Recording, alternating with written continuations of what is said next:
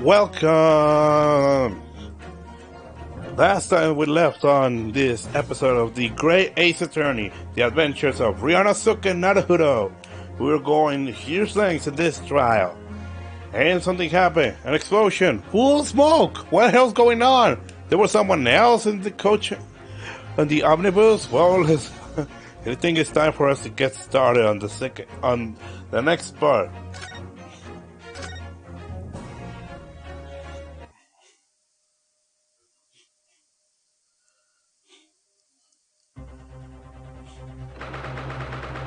February 12:52 p.m. Old Bailey Defendant Lobby. What on earth just happened? Naruto, I think I have a grasp of the situation. Susato!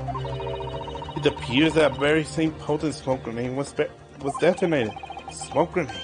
Oh, like those smoke bombs you use? They are verifying the state of the courtroom now. Preparations to resume the trial are underway. Just who would do something like that? Someone attempting to escape from the Crown Court was captured by the bailiff. Attempting to escape? What? Oh, that's one way to put it. Indeed, he was a young girl about 15 years of age. A young girl? Could that be the third passenger whom Mr. Mengeldal was talking about? I believe so too. I knew it. That third party really did exist. Oh, and whatever happened to Mr. Mengeldal? There's so much I have to ask him, but he hasn't returned to this lobby. It seems that he was summoned to the prosecutor's lobby to be pressed for information. That young girl is accompanying him as well. Just who is she? And why did she come to this trial in the first place? She knew it would be risky. I doubt that she had anything to gain from doing so. I also have one issue I'm curious about. What would that be? Is the 20 pence? Why? According to what the coachman Beppo has testified. On that night, the fee was 5 pence per person with 4 passengers on the ride. So the total is 20 pence. The sum matches up perfectly. However, here we have a fit customer appearing. Once again, the sum of 20 makes no sense. That really is strange. Attorney, head to the courtroom. Head to the Crown Court at once. The preparation for the trial to resume is complete. It will resume in 5 minutes. Got it. I'll head over there immediately. In any case, I believe that this girl will take the witness stand. I assume that the contents of her testimony will determine the outcome of this trial. Shall we go in, Susato? Let's.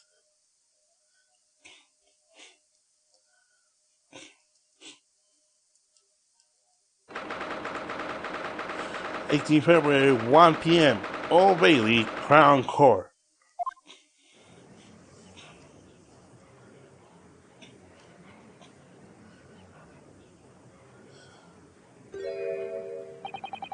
That young girl next to Mr. Mengeldal. It looks like she's the one who caused that ruckus earlier. Now then, the court is back in session for the trial of Cosney Mengeldal. Lord Van Sachs. Yes, my lord. Could you please explain the origin of that strange smoke from earlier? We believe that a military-grade smoke grenade was detonated here. Military-grade? Why is that being used here? One who attempted to step out of the courthouse through the smoke has been caught. The culprit stands right there. Miss, state your name. Were you the one behind the confusion caused by the smoke grenade earlier? Why in heaven's name did you do that? Excuse me, may I, Lord Judge? What is it, defendant? It might be better for me to provide the explanation in regards to why this girl is here and why she tried to escape. Everything is related to what transpired on the night of the incident, really.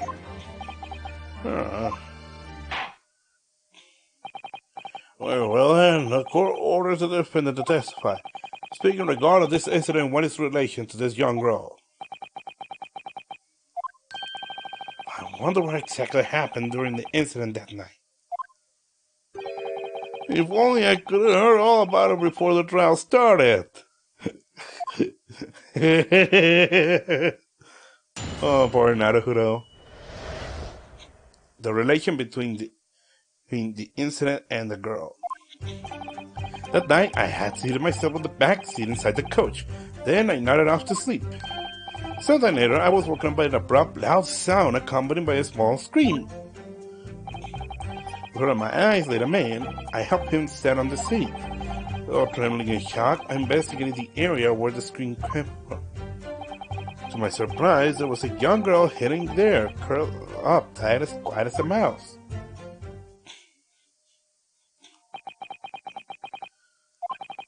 I'm not sure if I completely understand, but essentially, that young girl, she was riding the omnibus when the crime occurred. You are correct, as the good barrister asserted earlier. There was indeed a fat passenger in that omnibus.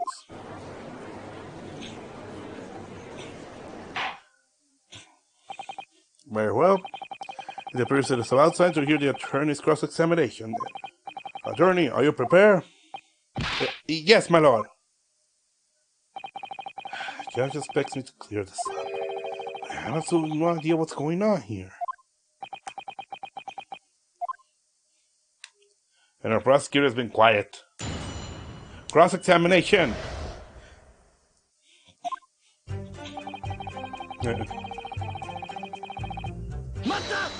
Hold that! When you got on the omnibus, was anyone else on board? No, no one else was inside the coach, nor upon the rooftop seats. In other words, the defendant was the first passenger. Indeed, I was merely sitting comfortably on the seat inside the omnibus. By back seat, you mean... Why, as you yourself so expertly pointed out just now, my good barrister, I mean the seat directly across from where the gentleman who was stabbed was sitting. Wait a minute, what? Okay. I'm just checking. Well, it was the most comfortable spot for me, you see. After all, you can't be seen through the skylight from earlier. Why haven't you said anything? Sometime later, I was woken up by an abrupt, loud, accompanied by a small scream. Hold that! A loud noise and a scream. It was... yes. There was quite a remarkable thud. I believe it was the sound of a man falling over.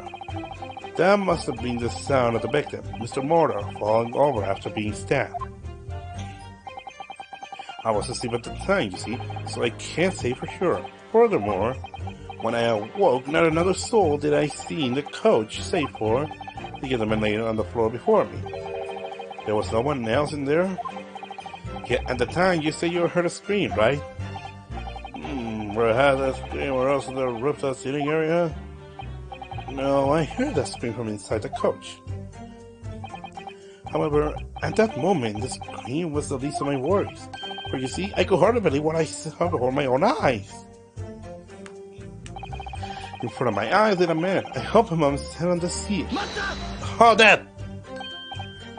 Is that the victim of the scene? Yes, sir. Honestly, right across from me. I had realized he was dead, you see. I thought that it would be disrespectful to simply leave the poor soul on the floor like that. After all, I was a sympathetic man, you know. Quite a curious story, definitely. Well, now, whatever you might be, Prosecutor Van Sykes. If a dead man dropped before your eyes, the same person who called the coachman once, where your average principal one is. As you well know, I hold a rather malignant profession. You're referring to your business as a salary lender, correct? There are those who will borrow money from me only to be ungratefully set out to kill me. So the last thing I want would be to get wrapped up in such a nasty affair. But then, you were just going to leave the victim's body like that? Heavens me, of course not. I intended to report the incident to the police. I simply wish to ensure the circumstances were crystal clear before doing so. The circumstances? Indeed, I thought it was a good idea beforehand to investigate anything that struck me as strange. Like where that faint scream I heard came from, for instance. That would strike anyone as strange, wouldn't you say? The scream he heard alongside the victim's falling down, huh? So training with Chuck, I investigated the area where the scream came from. Hold that! Excuse me, but what do you mean by that? Correct me if I'm wrong, but weren't you and the victim the only ones in the coach? Correct, at first glance in any case. At first glance? Yes, indeed. I imagine my shock when I heard that tiny little scream. And it came from directly beneath my rear. What the? Beneath your rear? Right there and then, I lifted up the seat cushion. And it turned out under the seat was a trunk. Now, Hudo, we can take a look at the omnibus too. Come think of it, it was the mental illness, right? Yeah, something that we did.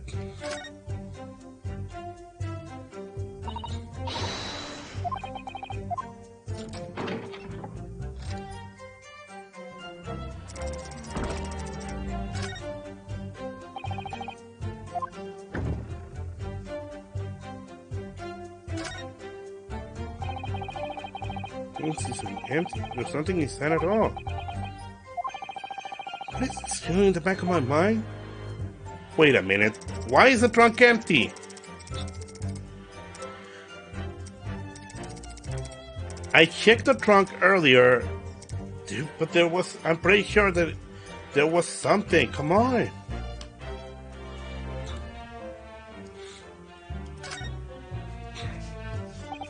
This is a blood stain, isn't it? Is something the matter? Yeah, because actually this is what happened. Someone exploded a military-grade smoke grenade. So yeah, a smoke grenade was exploded, a girl was wanted to escape, and now here we are again. And now we are interrogating Mr. Mengodal. No, it's just... this blood stain really stands out. And yet, the prosecutor Ben Sykes doesn't say a word about it. That's true, this strikes me as a little bit odd. I'm getting really mad feeling about this. It's just what's going on. And of course, a trunk.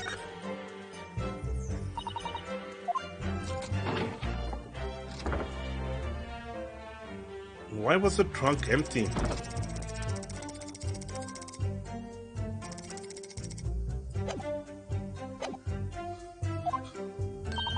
Maybe now would be a good time to give it another good luck. Anyway, after that, I went ahead and peeked inside the trunk. To my surprise, I was seeing a young girl hidden there, curled up, quiet as a mouse. Hold that! She was hiding in the trunk? Yes, indeed. That's what I saw. When I was caught inside of her covering there in the dim light of the lamp, well, I sure thought that my heart was going to stop. Something about all this is really off. Anyway, I dragged her out of there and set her on the seat opposite of me to hear what she has to say. The seat opposite of you? Yes, right next to the dead chap who's already occupying a spot. You sit this young lady next to the victim's corpse. As I believe I mentioned earlier, due to the nature of my work, much of my dismay, I had crosshairs trained on me. Therefore, it was of the utmost importance for me to learn who exactly this girl was. But then, as I was speaking with her, I hear a gentleman scream, just over her head. That must have been the two passengers in the roof, I suppose. Indeed, that is what I am led to believe. The lady saw the stand again, and now to what appears to be a young girl. So you're saying that the two of the Ursa was not the defendant, or rather yourself, but instead they saw the victim sitting next to this young lady? That is exactly right. Because you see, I was seated in the back, which cannot be seen from the skylight. I see. The defendant does have some more compact physique. I suppose this is a stretch to say that this girl could have been mistaken for him. And was when, upon hearing the gentleman scream from the roof, the coachman stopped the omnibus. Enough! The situation is now perfectly clear. However, we now have a fundamental question. Just who exactly is this girl? I'm told her name is Gina Lestrade. She hides in places where people gather, then pounces out and steals their wallets. She is what you might call a pickpocket. What? This little girl is a pickpocket?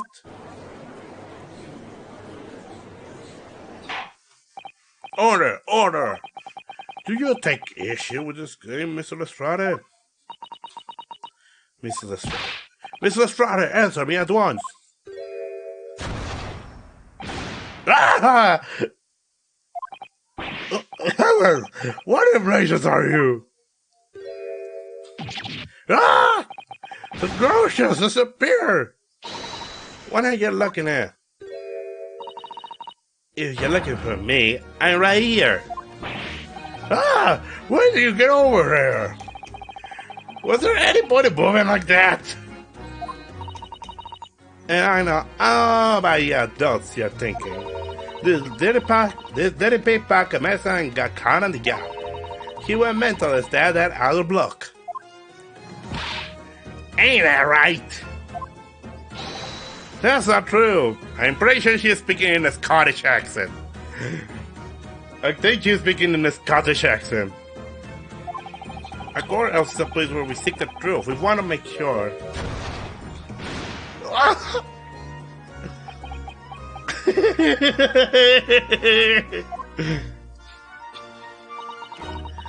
Don't forget that I'm a pro. My whole livelihood is depending on this quick fingers.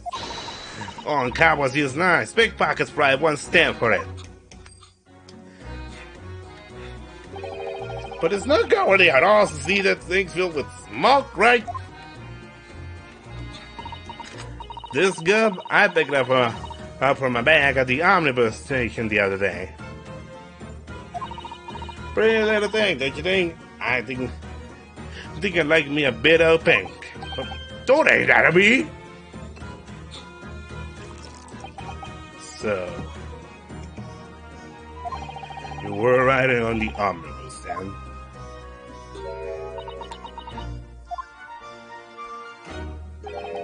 It's alright, you'll tell them the truth, won't you?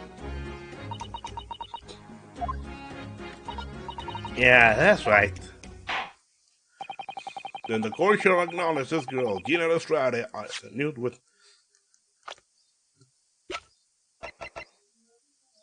Gina Lestrade, 17 years old, young pickpocket, witnessed the murder while she lay in hiding, and since the defendant found her after the crime occurred. Sarge, we order you to testify. Speak in regard to what transpired on the omnibus the night of the incident. Alright, I gotcha. Witness testimony. What the girl saw.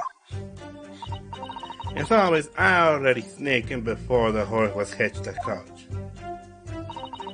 But I couldn't get any business.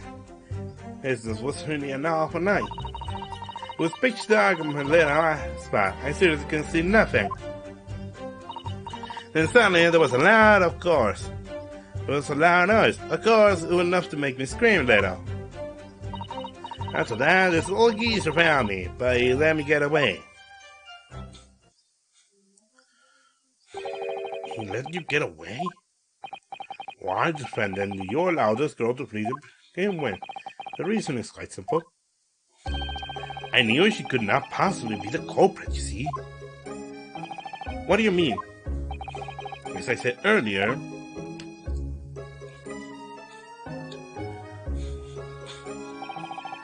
I was sitting on top of her little hiding spot, the trunk. Let us make sure of it ourselves. This is the very seat I was sitting on the night of the incident. This hiding spot will be space between the seat, yes?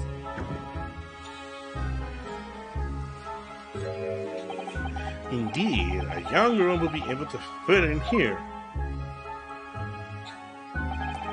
But on that night, she wasn't able to exit from the trunk. After all, I was sitting on it the whole time. Oh, so you see, I let her escape. I feared that revealing the girl would draw suspicion towards her, and she'd be arrested. I did not wish to involve this girl with the future ahead of her with incidents as cruel as this. But as a result, all the suspicion was set on you instead. That is nothing but a trifle. Huh? I know that I'm innocent, so why should I be afraid? I was willing to put that innocence on the line in order to save this poor little girl. Unbelievable. Oh, what an upright man. My lord, there's no way such an old man could be the culprit. And to think we ever doubted you.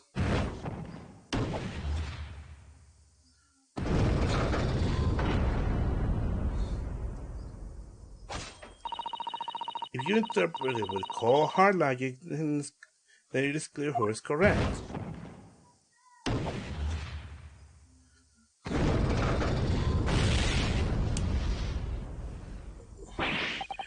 Amazing! All the jurors are voted not guilty. Naruto, this means what? This means we won. We won? It doesn't feel real, even when you said it outright. Boom! How impotent of me to trash my steel heel about like a brute. I pray for your forgiveness. Boot slam!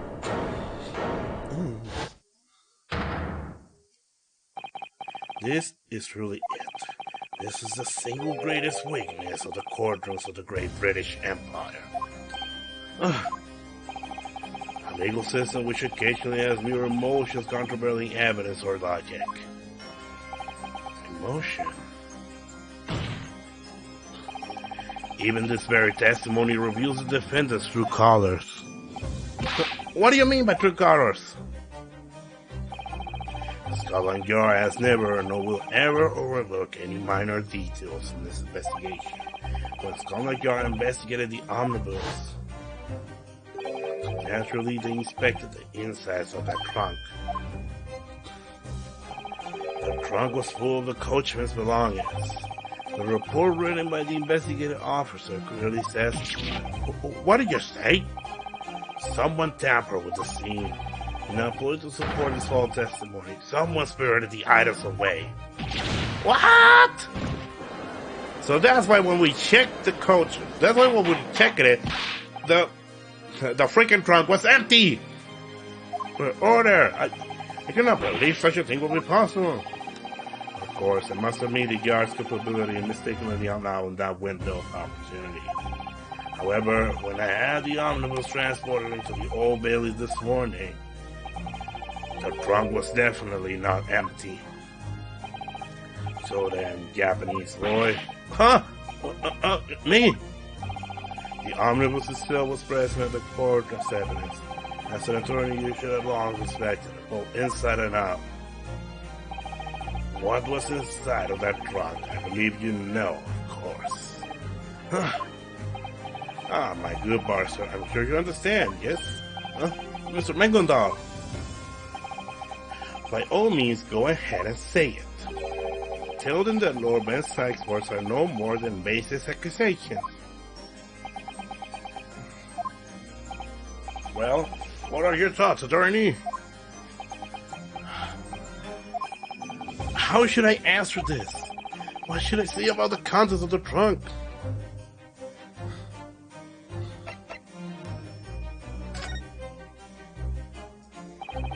As an attorney, I don't know if I'm in position to say this, but as I recall,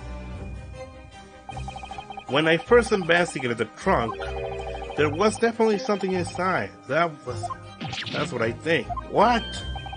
Arthur? What do you think you're saying? Are you trying to betray me?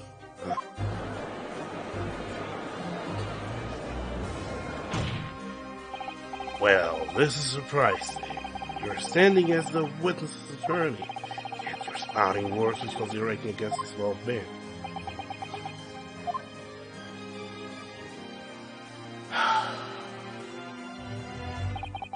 What exactly is righteous for an attorney? I still don't know myself. But when you stand here in court, you should never lie about what you remember. That's how I feel. How amusing. You better watch your words, barrister. Mr. Mangundal, be sure that you stand here to represent me. Besides, memories can be such unclear things, but the truth speaks loud and clear. Look at it any way you want. It is empty, is it not? Now you see, you must accept that your memories are mistaken. Something feels wrong about this. Very well. Let's hear the juror's thoughts. That truck is meant to hold maintenance equipment from the omnibus. According to the guild's regulation, it should contain exactly that. Thus, that night was no different. I trust Beppo. The celebrity and the pink hooks are both lying.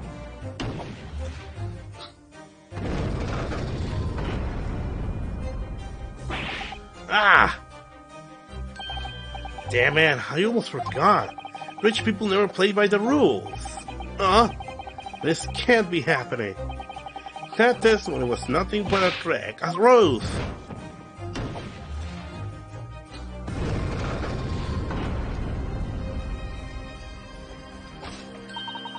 I'm afraid that I must agree. Uh-oh.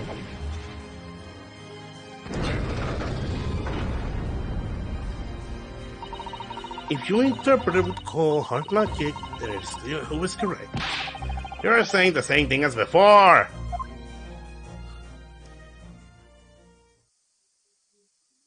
As you can see, Judge, you cannot justify a not guilty verdict at this point in time. Very well, the court believes that cross-examination is in order.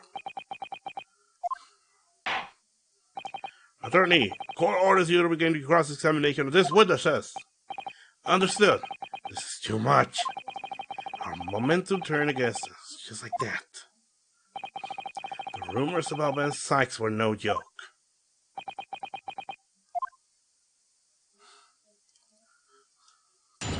Cross-examination.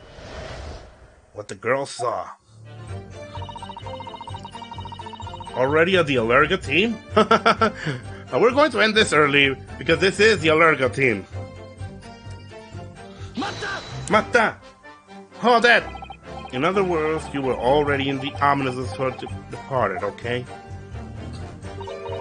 Yeah, that's right. I was thinking there's steel, so it'd be weird to have paid getting, yeah?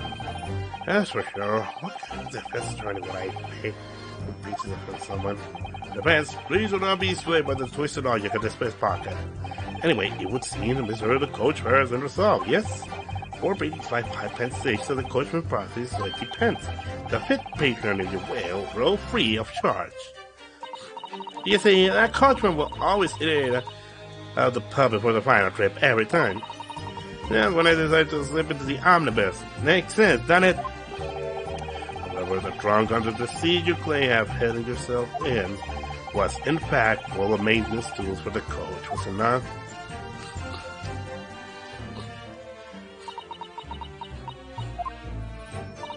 Yeah, brushes, buckets, and any other goods are always stored there. Usually I just take all the stuff out and toss it into a corner or something. None of the customers wore ever pay attention to it, surprisingly. However, when the police rushed the scene upon being notified of the incident, indeed the coach and his tools were still inside the truck. Well, don't ask me about it, I wouldn't have a clue. I just spied out the coachman's stuff and hid myself in the trunk, that's all. Very well, now then, please continue with your testimony. But I couldn't get any business. It was really an awful night. Hold that!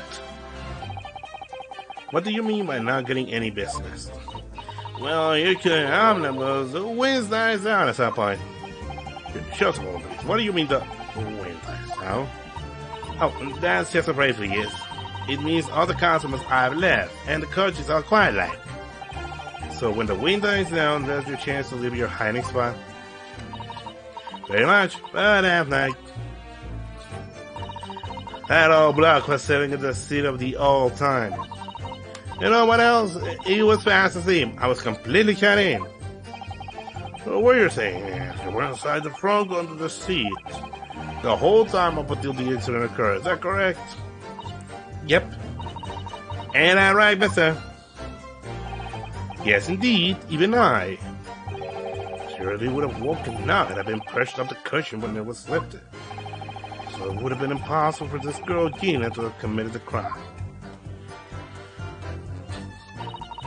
It was pitch dark, like in my little hiding spot. I seriously could see nothing. How that?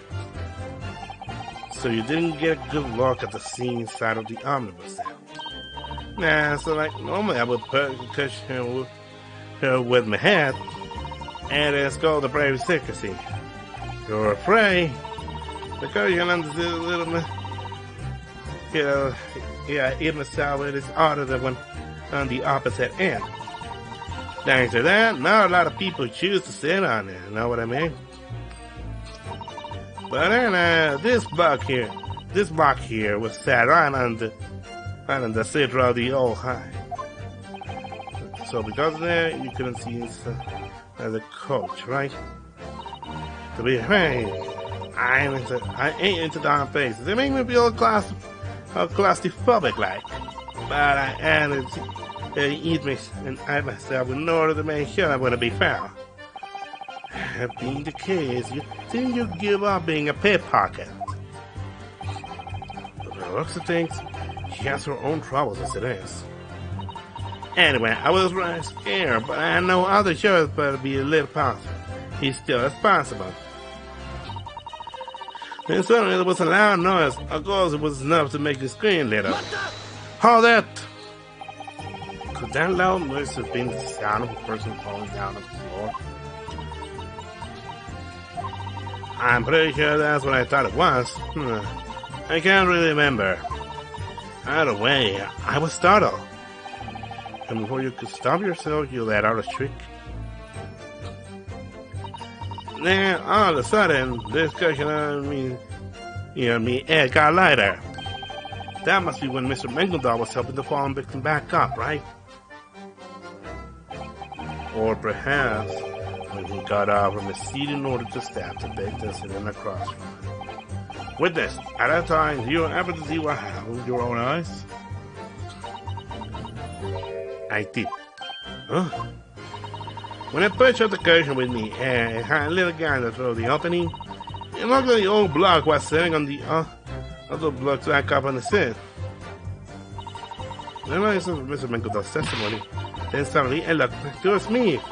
Unsticking like I tried to shrink back down. After that, this old geese about me, but he let me get away. Hold that! When Mr. Mengeldorf found you, did he force you out of your hiding spot? I was very scared I was. He sat on the opposite seat. That's where the victim, Mr. Mortar, was sitting, right? Yeah, and I was stabbing him. Yeah, and it was bleeding like a sieve. At one point, when the coach shook suddenly, the body fell on me. Oh, how dreadful. How about when I got blood on my hands? And then conked right out. Wow, both hands? Is that what it is? Huh? Then you spoke with Mr. Mengeldorf, correct? Here's a bunch of questions. Something like what my name was. Why was Sonic?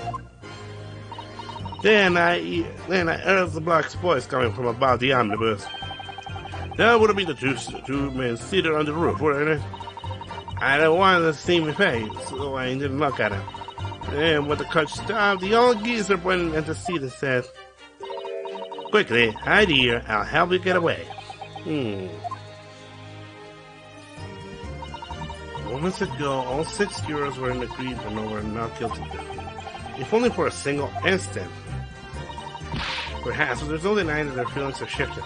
So we could just find out this testimony. And this time we'll win and not get the break for sure. Yeah, I'm pretty sure you're right.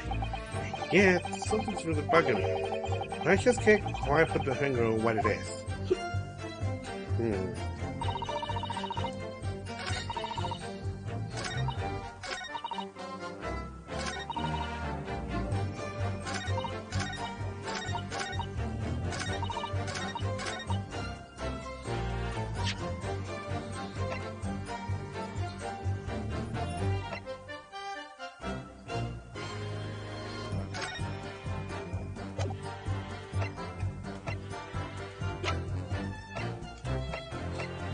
Hmm.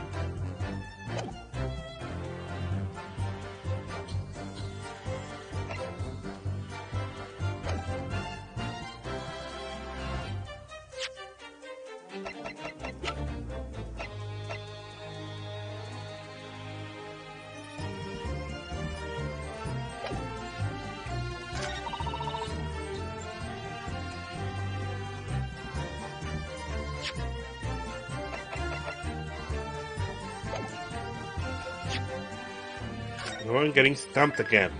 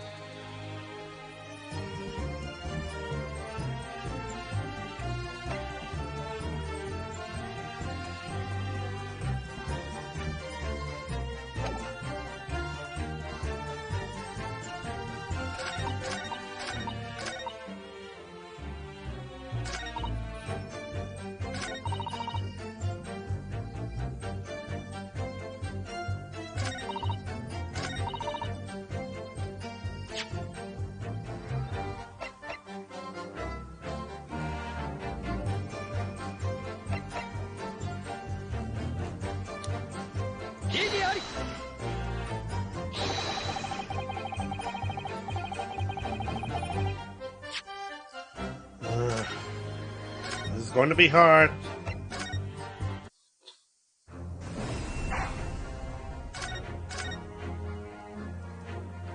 Yeah, this is getting hard. What can I say?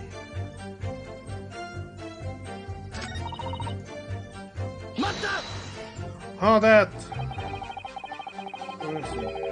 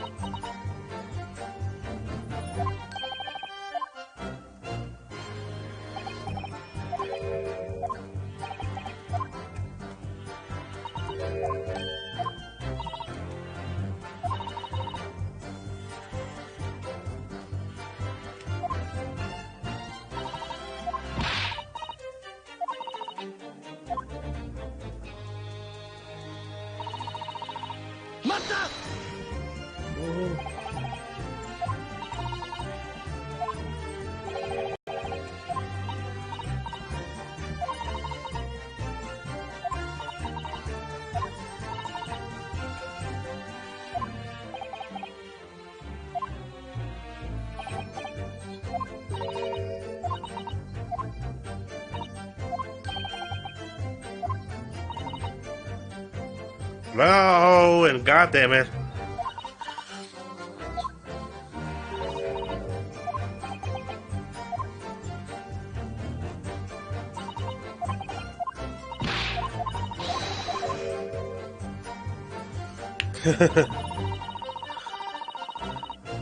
Who is that cutie? Well, this is from.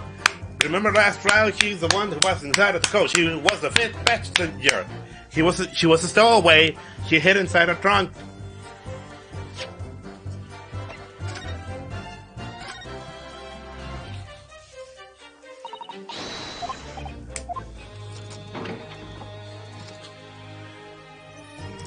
Actually, there's something that's going on. It's 17.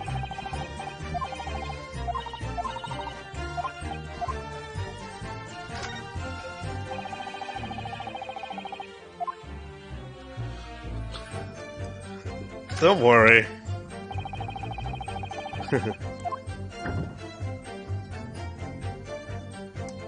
As I said before,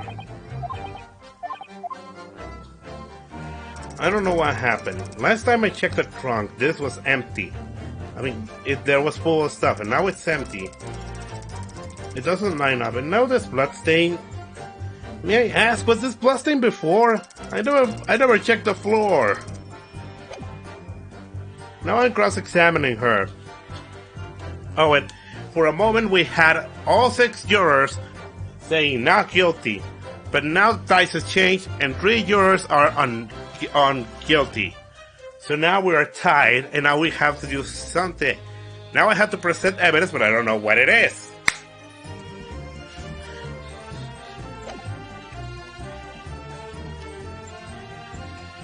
As she says, she's the one that of course, Mr. Mengeldorf found her. Even in one instance, he says that the body that once it also explains how about the blood inside on the hands.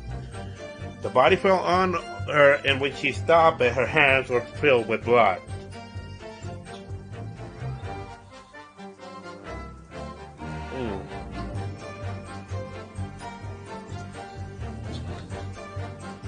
Oh, and she's a pickpocket.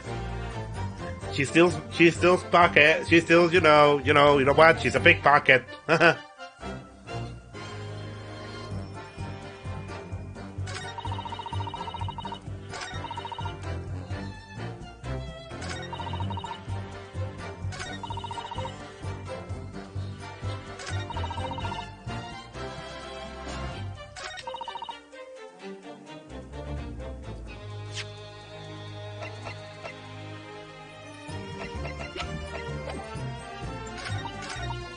Let's analyze all the presses again because goddammit, I'm stumped again. I'm stumped. Hold it. In other words, you were already in the omnibus for you to park, correct? Yeah, that's right. I think they're still. So beware for me that pay the head again. Hey, yeah, that's for sure. What kind of defense trying to pay it? And someone. The friends, please do not be swayed by the twisted logic of this pickpocket. Anyway, it was seen the mystery of the coach fare hasn't resolved, yes? 4 patrons paid 5 pence each, so the coachman's profit is 20 pence. The 5th patron, if you will, roll free of charge. You see, that coachman will always eat out at the pub before the final trip, every time. That's when I decided to slip into the omnibus. Makes sense, doesn't it? I don't know what kind of accent that she's speaking. Is she speaking in some sort of Scottish accent or what? Cockney? Something? However, the trunk under the seat you claim have fitting yourself in was in fact full of maintenance tools for the coach. Was it not?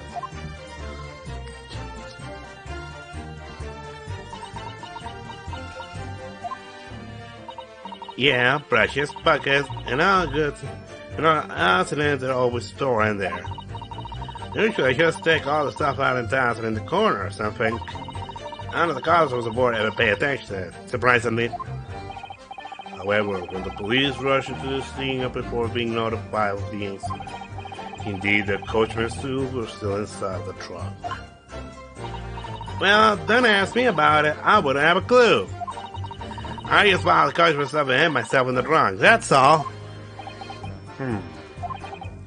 Well, now then, please continue with your testimony. I couldn't get any business, I was really not much. Hold that!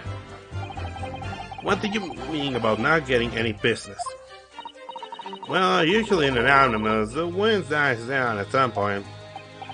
Shut up, please. What do you mean the winds die down? Oh, that's just a phrase we use. It means all the customers have left and the coach is all quiet like. So when the wind dies down, that's your chance to leave your hiding spot? Pretty much. That night. That old block was sitting in the city all the time. You know what else? He was asked to leave. Hey, I was completely shut in. So what you're saying is that you were inside the trunk under the seat the whole time up until the incident occurred. Is that correct? Yeah. And I'm right, mister? Yes, indeed, even I. Certainly would have woken up and have been pushed off the cushion when it was lifted. So it would have been impossible for this girl, Gina, to have committed the crime.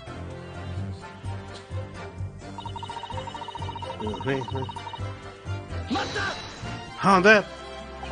So you didn't get a good look at the scene thing inside of the omnibus, right? And so that no matter will put the cushion with my hat, and I scope I'm afraid secrecy. You're afraid? The cushion on the set I imaged that was out on the opposite end.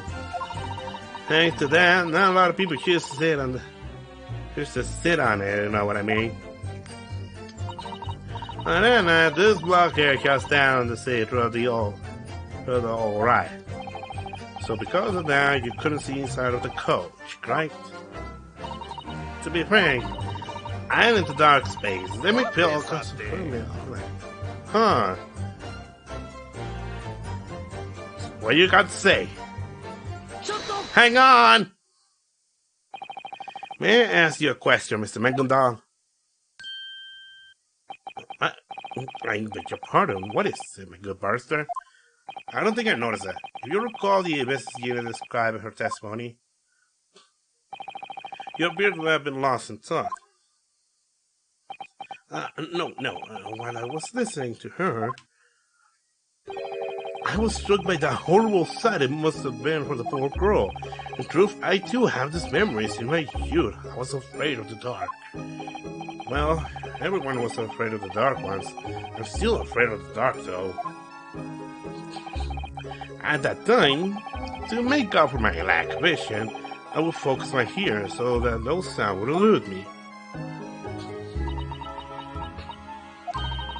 Now that I think of it, I might have been listening carefully too. Then that means you could have heard something. Do you hear any strange noises?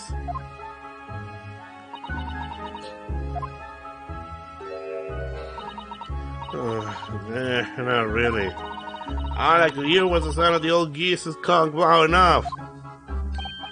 Well, it would seem I've done a terrible misdeed by this sweet young lady. That's a shame. If only she had heard something strange, it could have been helpful too. Yeah, it really could have. Was there anything wrong with Gina's testimony just now?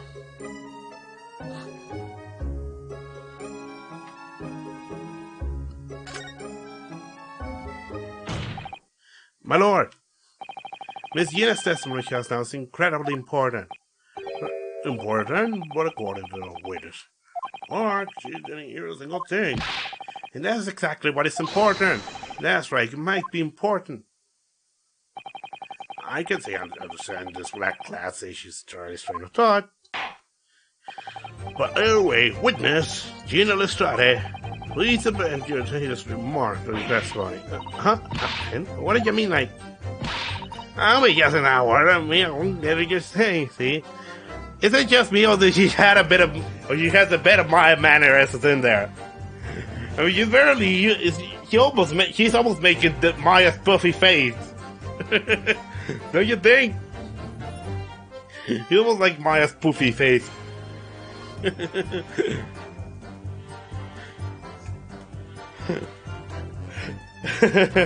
Are we seeing one of Maya's ancestors or what? I don't know. Either way, let's keep going. Oh, brother. So, and this one's going on. Oh, I thought it was snoring.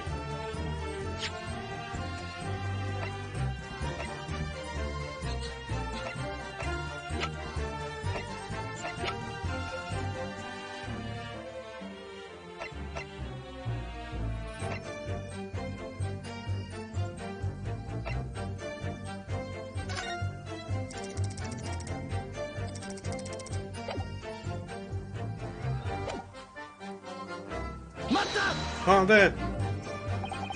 So the whole time after getting in the coach, we were listening to everything. Well, I don't know if I said the whole time. Well, when I first got in the drum, there was nobody else around.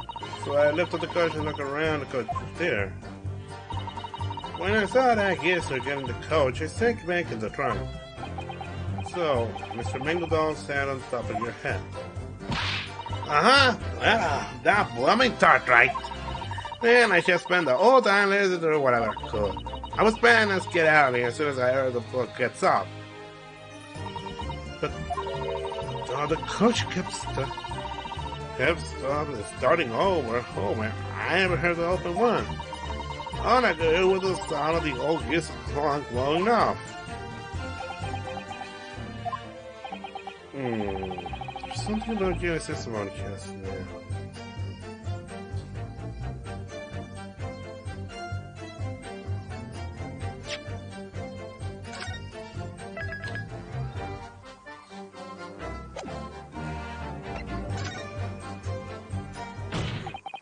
Miss Jenna, your testimony just now.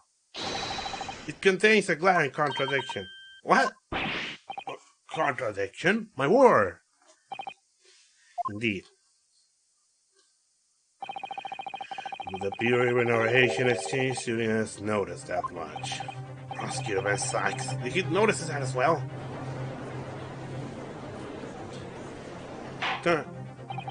Defense. We request you present evidence or that you name a suspect. Yes, my lord. Now, review us this contradiction you discover. That night, Gina heard something other than Mingledon snoring while hiding in the omnibus. However, there was something else that could have produced an audible noise.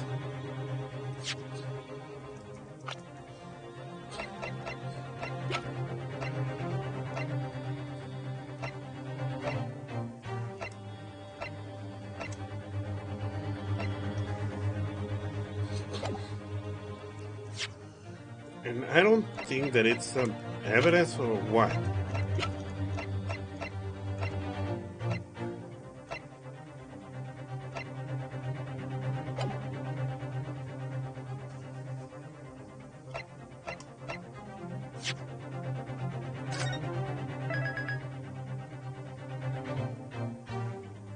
You're thinking of something.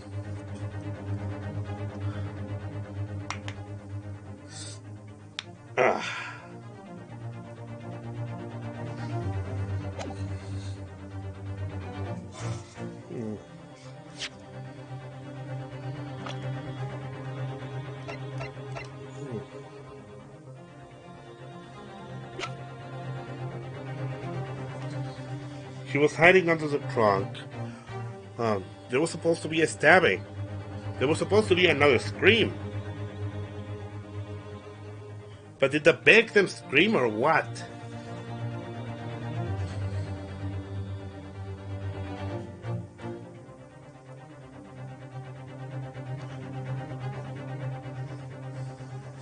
And then, of course, the victim actually fell over the trunk.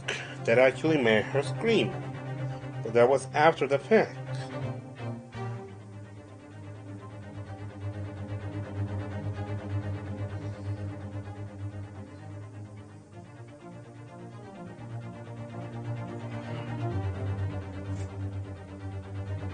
But then but may I ask, if he was stabbed, wouldn't he have screamed or what?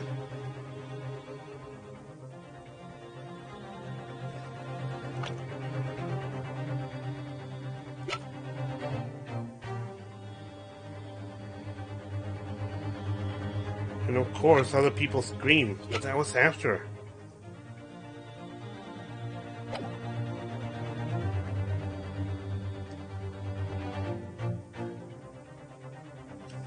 So personal evidence.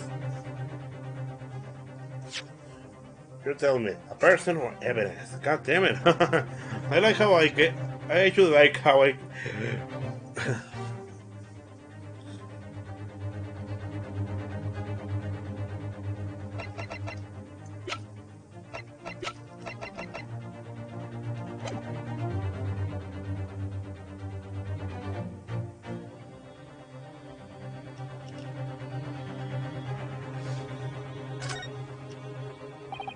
The defense presents thoughts on the matter. That night, Miss Gina heard something inside the omnibus. It would have been very strange if she didn't hear something related to this person. Could I? Ice fire mortar? That's right. The sound that she should have heard was the sound of the victim entering the omnibus. That's right! Order! Authority, what is the meaning of this? That's right, he only heard one person get in. And that is, of course, Mr. Mengendal.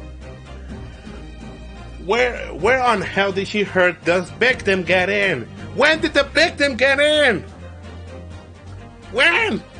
She only says only Mr. Mengendal entered. Here's the meaning of this. Ms. Estrada, there's something I want to confirm with you. You were the first one to enter the omnibus, is that correct? Yeah, I was already on board while the coachman was having lunch at the pub. Then, the next person who boarded was Mr. Mengendal, right? Yes, when I boarded, there was nobody inside the coach. At least nobody that I could see. And nobody else boarded with you, is that right, Mr. Mengendal? That's correct. I make a habit of riding the bus along, you see. Plus, when I picked out to the cushion, I don't guess I was boarding all along. And then, after that, you said the omnibus stopped several times, but never heard the sound of the door opening. No mistakes so far, right? Alright. I was on high alert. Now that I opened, I definitely would have missed it. Then explain each of this one thing. When exactly could the victim have boarded the omnibus? The victim's corpse was found inside the coach after all. In other words, Miss Gina, your testimony is contradictory. You what? Correct. This little pickpocket testimony holds a major contradiction. Rule 6. That's right. The contradiction in her testimony didn't escape the prosecutor either. It looks like I owe the defense my thanks. What are you talking about? You've made it all clear now. This witness and her entire testimony can put stocks. You can't put stocks on any of it. She's just spouting convenient lies.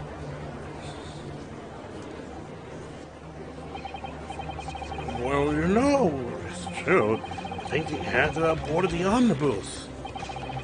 There's no other way. Here they go, instead of a pickpocket. Of course, she's suspicious. Uh-oh. Oh, no. Ah! She didn't even say a word! We shouldn't be biased because she's a little thief. But girls shouldn't lie either. You got that right. Foreman, I'm not going to discriminate just because she's a thief, but hey, damn anyone who would lie. Oh no! Gah! Not a Hudo. Now 5 of the jurors believe he's guilty. It appears that those 9 little Oriental children have saved me a fair bit of effort.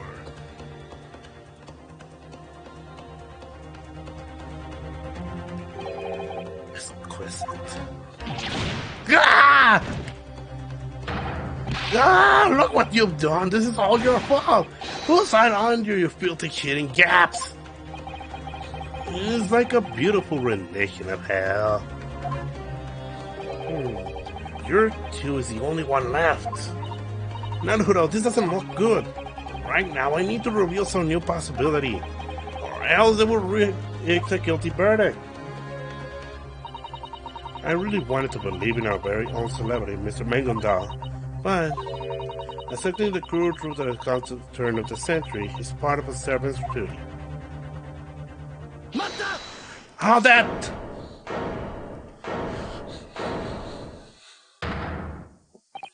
Yes, it's true. There was a major contradiction in her testimony. However, if that testimony still happened to be true, we must find that a new possibility appears. What? Barrister! What exactly do you mean? Defense, we now let you stand here and try to your bites, huh? We wanted to know your thoughts immediately. That evening, the victim was not present when our suspect entered the coach. Yet from that moment onward, this witness claims that the door was never opened. But as the fact tells us, the victim's corpse was on the floor of the coach.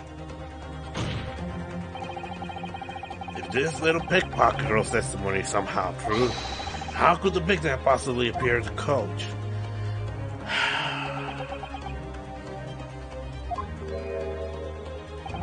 The victim somehow appear in the coach. One reasonable possibility is... Oh, God! Let me go and get some paper. Here I have paper in my room. My nose is getting stuffy, and this is getting intense.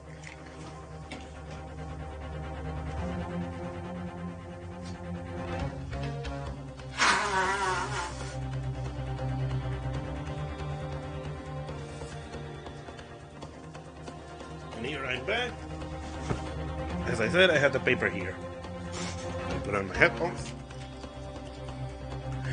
Ah!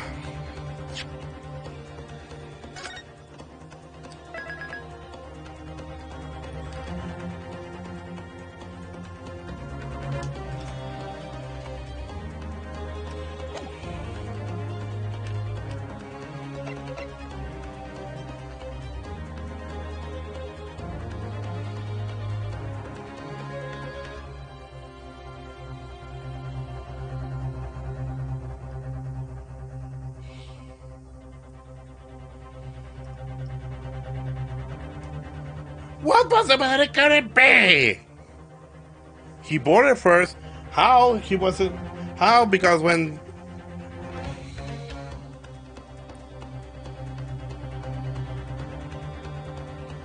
okay, this is getting ridiculous. Yes.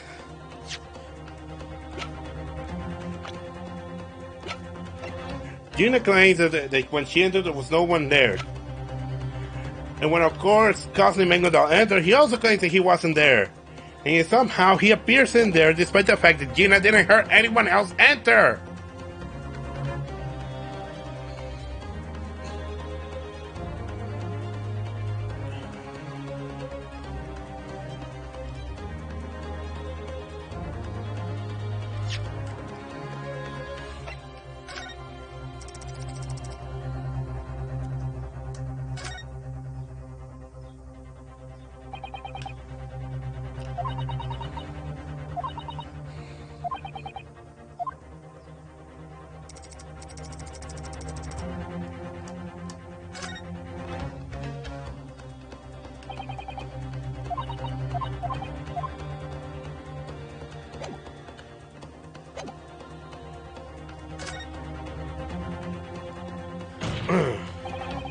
Keeping in mind that the door never opened, there's only one possibility. We have to consider that the victim entered not through the door, but somewhere else. Objection! I was beginning to wonder what dark line of logic or desperation may lead on you. Look careful at the omnibus. One on the side of the coach, there is a door on the other side, windows, but those windows cannot open. Therefore, there's no somewhere else to enter. Objection! I can imagine one possibility at least. I love that new deck slam animation. What? I can think of one other way besides the door. That the beacon could appear from. Very well. The court orders the to shoulders. On the omnibus in which the crime took place, we're going to make the possibility to enter the coach. Take that! Obviously, he entered through the skylight. Skylight? Objection! I am no worse spoken enough to rebut that foolish claim. Objection! If the skylight is wide enough, it would be possible to drop in. Objection! That's not the point. Do you have any evidence based on your person? When they were in the omnibus, Mr. McDonald and Miss Gina heard a loud noise as if a person had fallen. Well, yes. That must have been the sound of the victim being stabbed and falling on the floor. However, if you fell on your seat to the floor, you wouldn't. Would that really make such a noise? It would have been loud enough to make Miss Gina scream. After all, you can't be saying. At that moment, the victim appeared from the skylight. No, rather than appear, what I should say is that he dropped from the skylight. Objection! You're saying that he fell into the coach from above? What nonsense! That's impossible! What makes you so sure? If you're claiming that he dropped from the skylight is true, then the people sitting on the roof of the coach could have witnessed his ascent. But as you showed, they did not mention that in their testimonies. That is true, but hold it!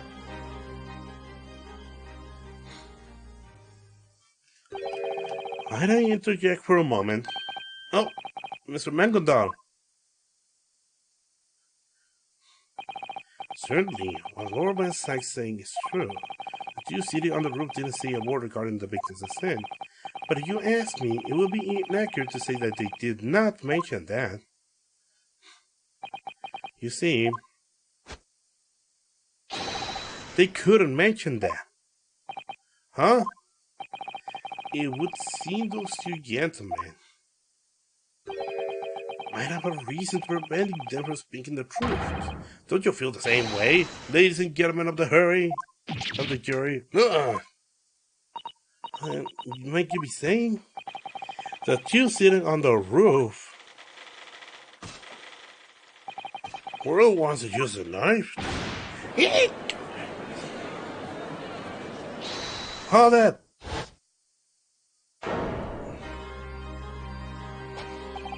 What in the hell do you think you're doing?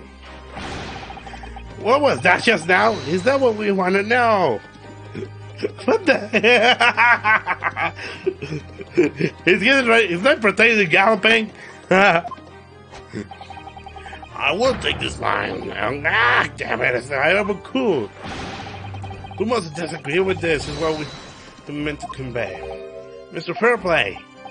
It is as you're saying that I, or even I, had stabbed the victim with that knife. The kind of insinuations it calls me. I firmly object to your accusations. Objection! Yes, your accusations. We object. Order in the court. Those two witnesses, you're those two witnesses from before, aren't you? The court will not allow unexpected witnesses to stand. Return to the waiting room. But this Verta Crow, this wound has me. Surely you'll understand, right? Lord, may I make a proposal? What is it, Norman Sykes? The defense was decided that ignored the rules of the court in the first place. They indicted these witnesses without basis, building on the idea of I indicted? I never meant it like that. Since your English is lacking in practice, Japanese boy. The victim dropped down from the skylight. You can hypothesize without our first positioning that the passengers of the roof were involved. Thus, you rendered their testimonies likely to the conclusion that they are criminals. That is an unjust declaration here in Great Britain. There's no evidence to back up my hypothesis. I know this is unreasonable, but I can't stand and watch as it ends here. What are you doing? Let him testify.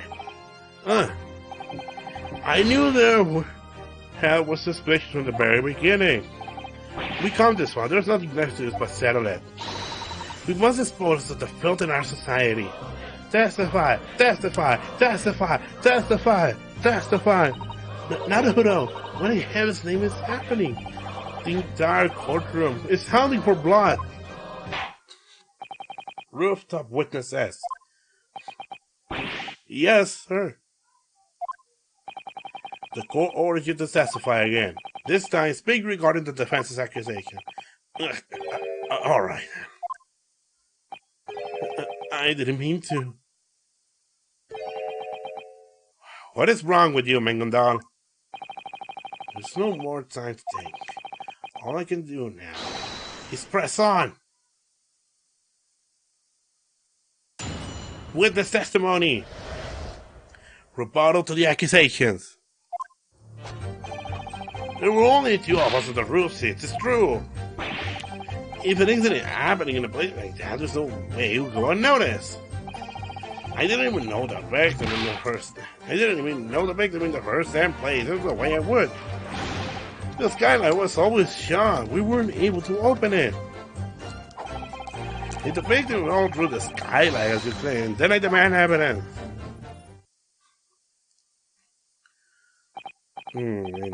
As far as testimony goes, if one of these witnesses has really committed such an obvious act, I can only imagine that it could have gone unnoticed by the other witnesses. Right, that's right, I say. Like I said, we swear that. However, if you two were friends, then it would have been a different story. According to the Scotland Yard's investigation, there were no signs that these two have been collaborating. I don't trust the police or the rich. What is this atmosphere? Even though the flow of this trial is advantageous to our side, why do I feel such a sense of unease? Now then, attorney, your cross-examination. Yes, my lord.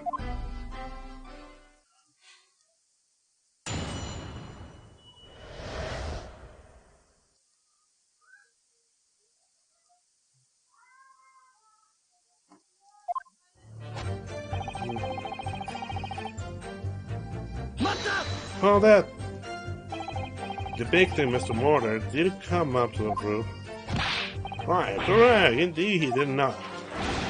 No doubt about it, you get it by now.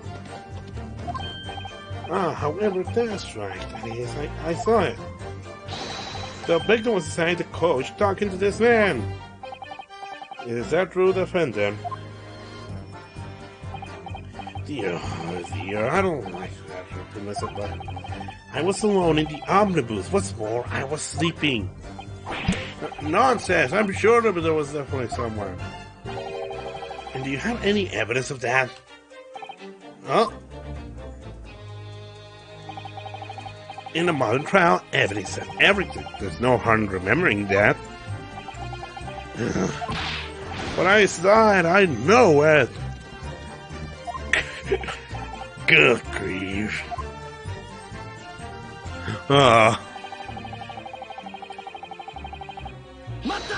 How that?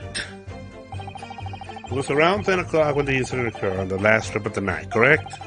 Wouldn't it have been dark outside, making it difficult for both of you to see very well? No. What are you? No. What do you mean? What a stupid thing to say. If that's the case, then perhaps you doze off for a moment instead. Well, that's...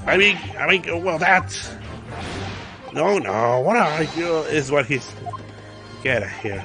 Oh, I'll go around there in the freaking and see if you can just doze off.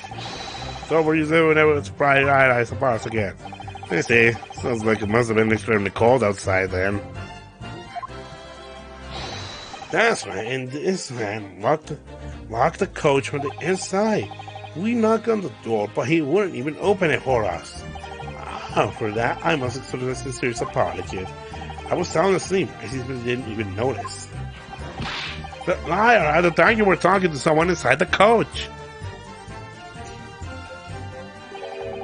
It was quite cold that night. It would have been necessary to have seen some sort of illusion. Illusion! The appearance for showing the spoil will be fruitless. You're going to label me as a suspect, then it's only fair to label you both as such as well. Equal, free competition is the basis of the emerging capitalism society. I don't want to be part of any such competition. I didn't even know the victim in the first hand place. There's no way I would. How that? The victim tries fire murder.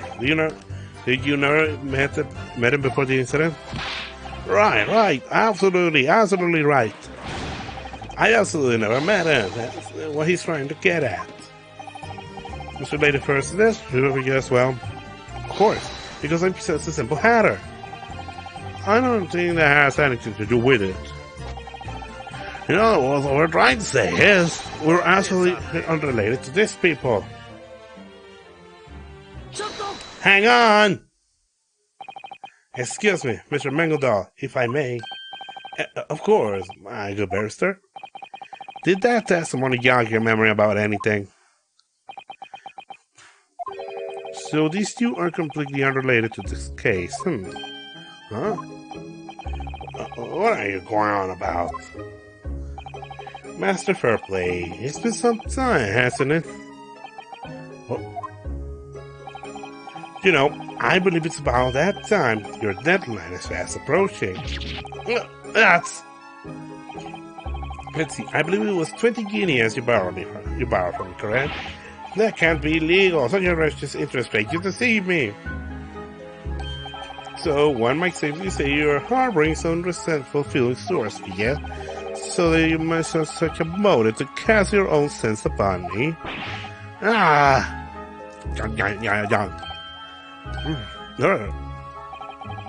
And then we have you, Master Lady First. What about me? You're a milliner, a crafter of hats. Do you perhaps also make that very fine silk hat you got there? Huh? Well, I'm still in training, you see. I take customers' measurements and it has a fit them just right. It fits them just right. This is a bit too personalized, doesn't it? But we have customers say they really like such personalization. For instance, the victim, Mr. Tries fire murder. What? Just a while ago, I saw that photo of the crime scene was submitted to evidence, but yes, it would be this one. This is a very unique silk hat. I can't help but to have seen this somewhere before.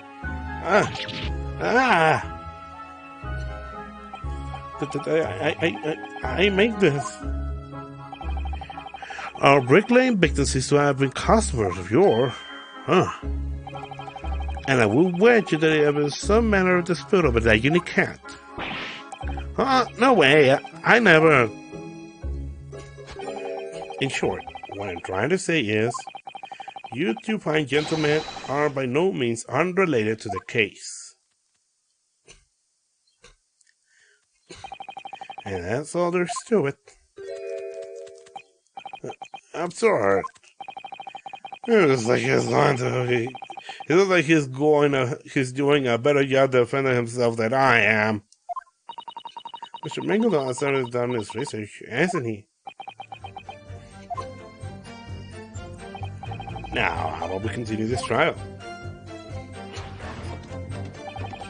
How about we open it? Hold that! The skylight was closed, is that correct? Why, of course, there's no doubt about it. That's what he's trying to say. See here, direct your attention towards the omnibus. Indeed, behold, even now it's not perfectly shot. Well, now I'm sure it's absolutely necessary. Our body could have been dropped, though. What? Simply look at how large that skylight is. I don't know, say, nothing to do with it. Yes, you're right, look at the back picture, see? Oh, great. Once before I was riding on that omnibus and, well, you see, I broke wind. Even I myself was surprised by it. Why are you admitting this all of a sudden? Hang on, see. At that time, I tried to open the skylight. But I just couldn't get it open. So it's the company. So it's stuck the inside. I started blushing over sweat, and I kind of feel like everyone staring at me.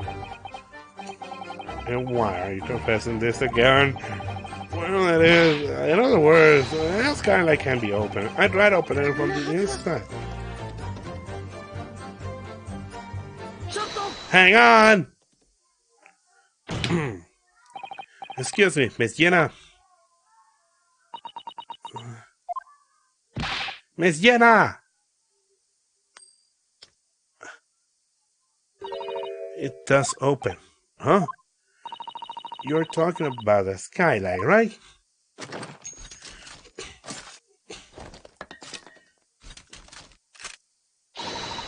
This opens up just fine. It doesn't seem like you're using that weapon of yours just fine, though. Ridiculous. I mean, right, let's do it. You can't get it open from the inside, you know? Huh? Not long ago, I used to ride on the roof. I used to ride on the roof of that coach. Things were enough to say. In fact, even I made it off with my pockets full of wallets. Please refrain from boasting us about your accomplishment as a pickpocket. But there is something blooming scary happening. When I about to pace the 4 blocks wallet, suddenly spotted me. They all beamed at me, and I wasn't even able to up the courage to get away.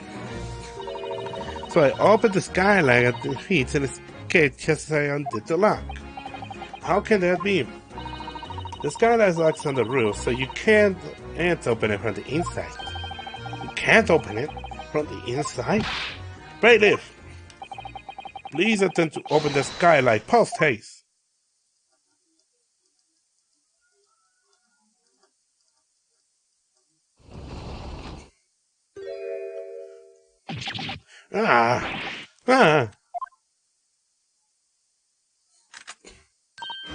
You see? Order! Order! I will have order! It appears the young lady's testimony is true. So the skylight could have been opened from the rooftop. Not a hoodoo. I bet this new information will become vital for us. Now then, defense, please resume your cross-examination. Yes, my lord. So the skylight can be open, huh? Maybe I should double check it.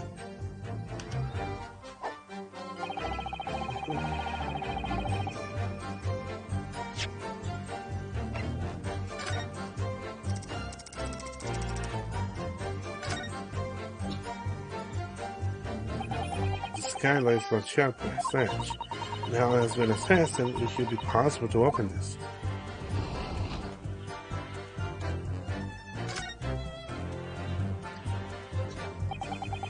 You know, say you really can't see what's going on?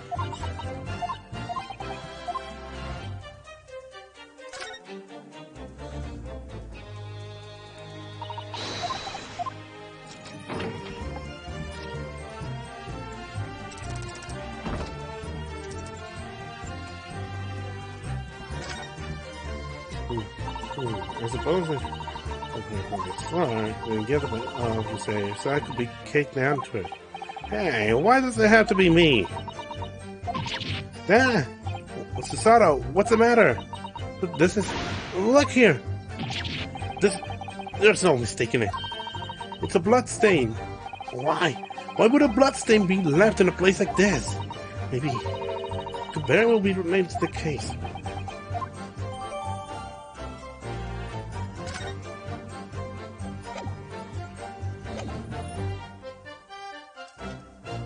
Igari! Objection! That night, the victim was stabbed by someone with a knife, and he lost his life.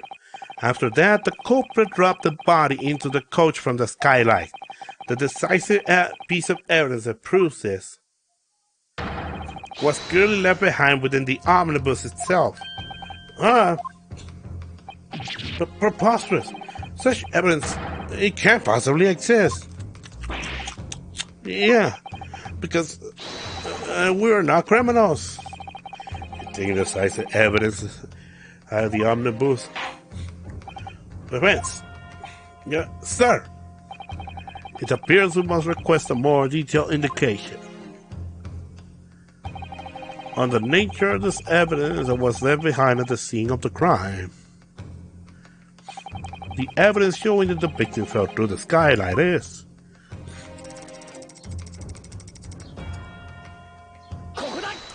Got it! Isn't this? Got it! Blood stain! This blood stain proves two things. When the incident occurred, the skylight of the coach was open. And furthermore, the victim passed through the skylight while bleeding. So, at the very least, for Mr. Mangeldal, who was inside the coach, this crime was impossible. You lie! Order! Hold that! But our blood gonna be just splattered from the inside. How precious it would have been for blood to only land on the hatch. What? Furthermore, the skylight can only be opened from the rooftop seats, correct? I couldn't have opened it at all. But we can't really know for sure whether the body fell through the skylight or... If that's not enough, good. That's good enough for the good news. May I ask the court to examine the omnibus floor? No, these stains could only be one thing. Traces left by the fallen victim. Rest the soul. No. You lie! Hold that. My fellow jurors. I think we can all agree on a not guilty verdict. Indeed, I have come to realize just who the real filth here is. The hell is this? We just have the wool pulled over our eyes this entire time. How dare they sold the inside of our guild's coaches? I was the only one who had it right after all. Right then. On three, everyone. 1, 2, 3. Objection.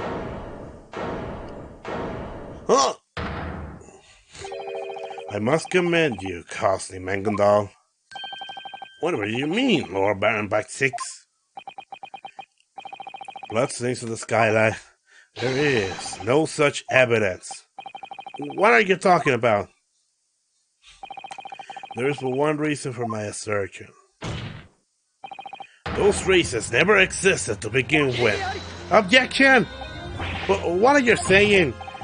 Anyway you look, you can see that this is a blood stain. Objection! I myself was present for Scotland Yard's investigation. The investigation unit searched the omnibus from top to bottom. Ergo, I am able to assert this with the uttermost certainty. No such traces ever existed. At the very least, that was true when this trial began. So then, the bloodstain.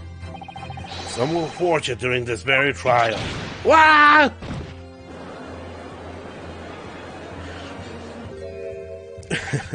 Oh dear. I can't believe Lord Baron by Sykes, of all people, would have made such a reckless remark. I am Constantine Goodall, a celebrity of our dear city of London. Thus, I am compelled to firmly oppose any baseless slander, even if it comes from a so-called Grim Reaper. Constantine Goodall, you have never once taken the witness stand until today's trial, and yet I have felt your influence in the shadows of many crimes. Without lifting a finger. Me neither!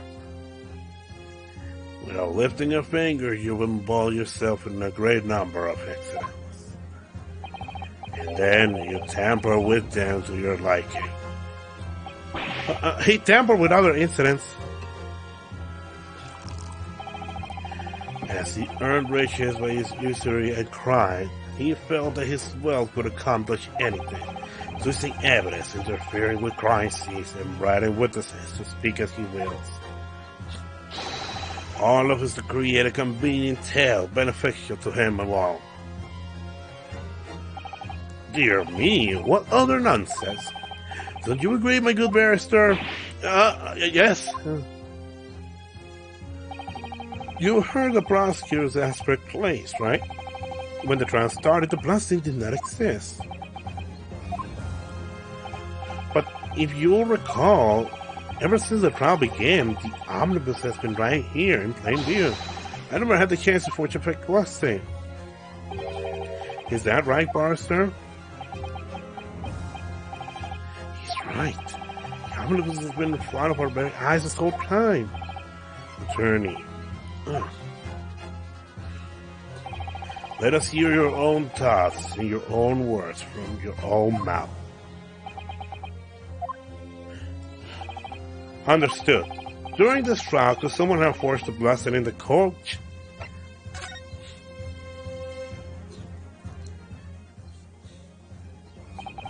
A defense attorney stands in court for his client's sake, but I'm starting to think there's something even more important. There may have been no evidence in the defense that something like that. However, he had even a single chance to do so. It's entirely possible. What? What's this?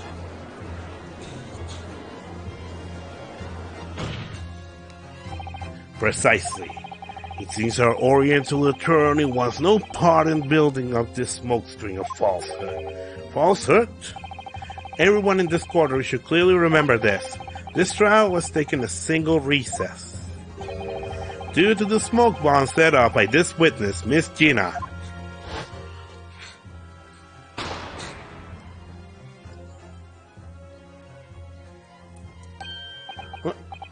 What is going on? Nadahuda, we're in danger. Get down to get close to the ground. Bailey, get this into secure. Secure the omnibus. The court grants an emergency recess. The bailiff will come and this is evacuating the courtroom.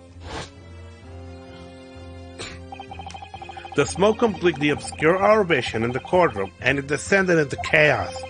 We were all forced into the waiting room as a result. In that single moment, it would have been possible to approach the omnibus.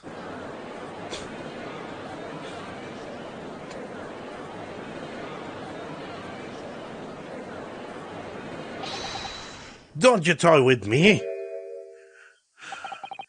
What are you playing at, you filthy amateurish upstart? Amateurish upstart? You're no barrister. This is some kind of conspiracy. Objection. Whether he's a barrister or an amateurish upstart, the fact remains unchanged. After the trial, smoke-induced recess ended. There appear a number of oddities in the omnibus. Explain these oddities. First was the trunk beneath the seat. When the police examined it, they confirmed that the driver's stool were inside. Freaking nose!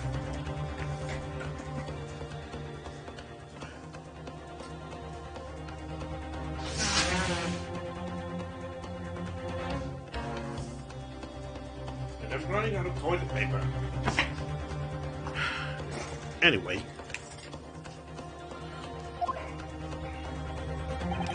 And as for the bloodstain on the skylight, like before, it did not exist when the trial began this morning.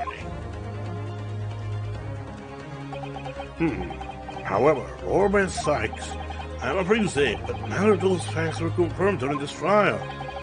That's right. When the omnibus arrived before the court, they were both closed. As such,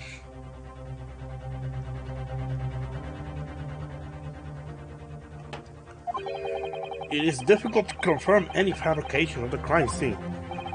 Quite so, it is possible that not a single person will be able to confirm her search. What do you think, Nadahudo? Sato? In the omnibus, are you sure there are any other trace evidence that is unnatural?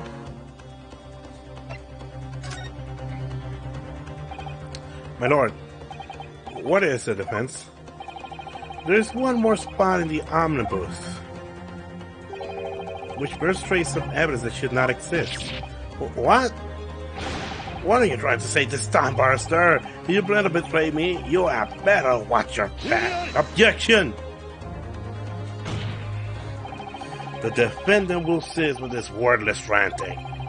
The court eagerly awaits the defense's answer. This trial is a blend of truths and falsehoods. Just where is it going to take us next? Isn't it up to you to show us the answer? The three unnatural traces that appear on the crime scene. Yes. I can think of no other than this bloodstain. Kokodai. Got it. If we assume the victim was stabbed on the rooftop and dropped through the skylight, then it's only natural that it will be the large bloodstain just below. But as far as I remember, when this omnibus was first presented to the court, there wasn't a bloodstain here.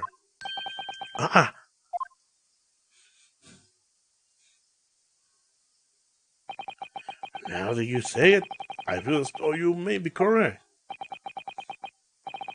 Well said. And to assert such thing as an attorney, for once there was no thoughtless blunder.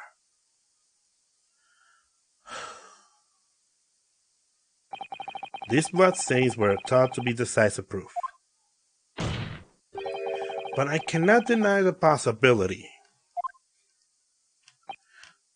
that someone maliciously forged evidence inside the omnibus.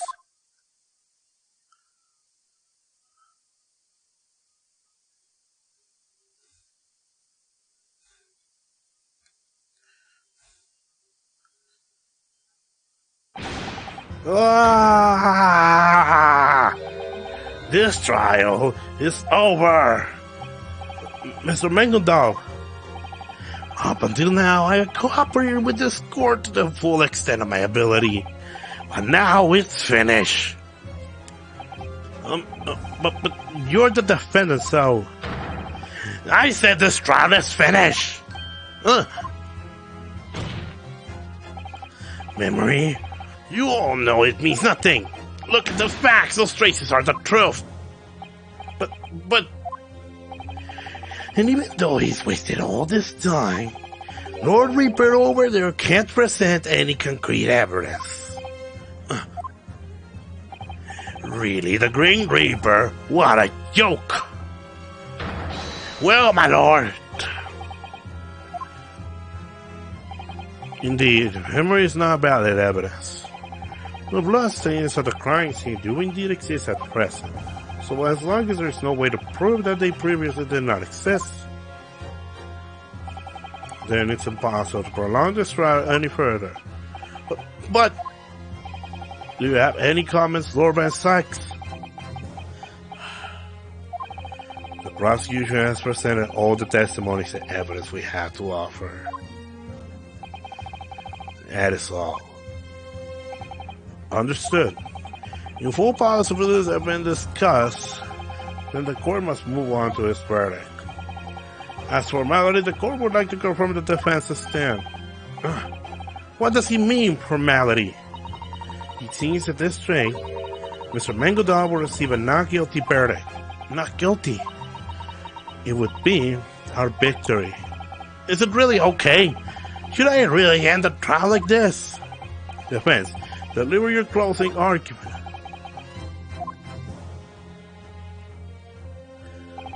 Understood.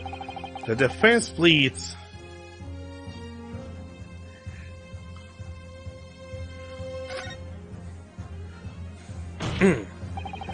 I am the appointed attorney of the defendant, Constantine Mengeldal. However, kinda, yeah. At this point in time, I can decisively plead that he is not guilty. What's this?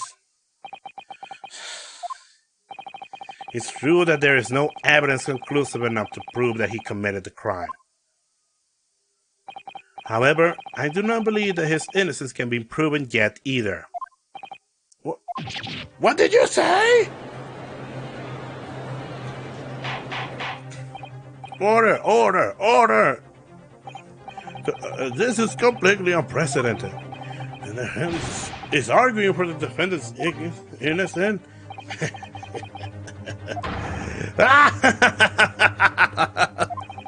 It wasn't wrong to accept you as my defense. Well, you put such a wonderful show, even at the very end. Go on, take your tip. Your job is done here. Thank you for all you've done for me today. What did you mean? At the Honorable Lord Judge to our place said us a moment ago, as long as this trial cannot continue, then the defense plea, as the word implies, remains nothing but a formality.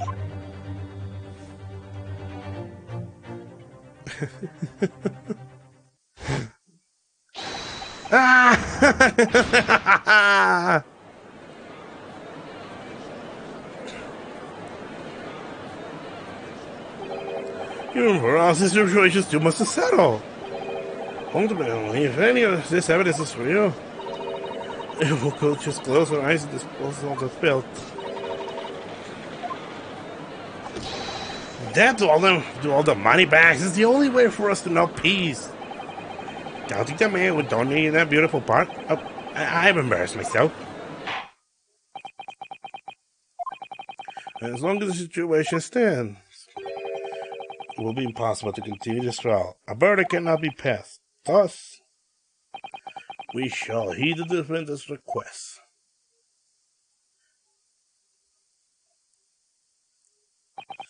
You have my gratitude, my lord.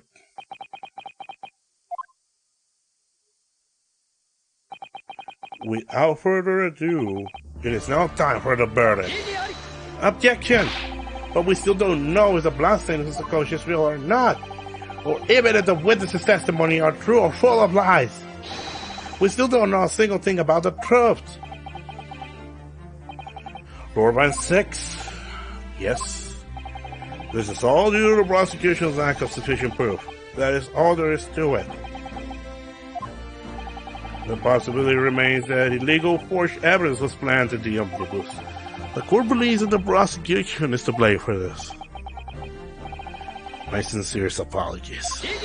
Objection! But at the time, Prosecutor Van 6 didn't in fact issue an order to preserve the omnibus. Ultimately, he is one at fault for this. He cannot avoid his responsibility. No! As of yet, the court cannot pass a guilty verdict. Therefore, there is no need to leave the verdict to the jurors. What? Today has been quite rough, Prosecutor Van 6? For you and for my esteemed barrister, also. Then what is the point of us even being here? These are simply the laws of our great British courtroom. If you want to keep this trial in session, then why not start by changing the law? Constantine Mengeldal. Oh, is there still something you'd like to hire from the great Mengeldal? Allow me to give you but a single warning. Do not think that this is over. I look forward for your next raping then.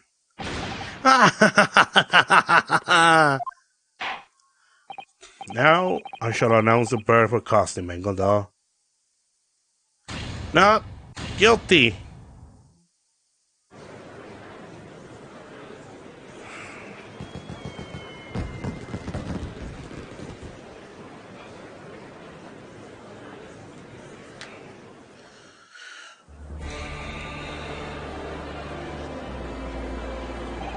Me too! Is this even possible? This is so wrong. Go through the evidence again. What are you talking about? Has this suspicion been cleared up?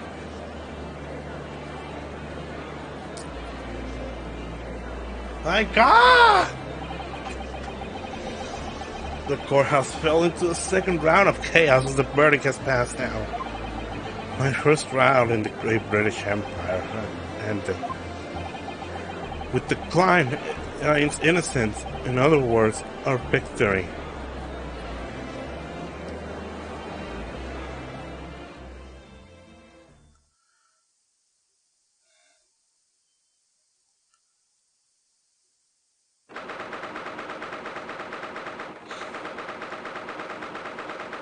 Oh my God! I never expected something like this! It is now clear Magnum Doll is guilty, and yet look! Oh my God. Nothing like this happened before. What am I supposed to say? Nothing like this happened before. Before this, I played every game. The only closest I can think of has got to be the second investigation, but I'm not going to say anything because I will be so spoilery. I played the trilogy. I played Apollo Justice. I played the two investigations. I played Dual Destinies and Spirit of Justice, and nothing similar like this happened before.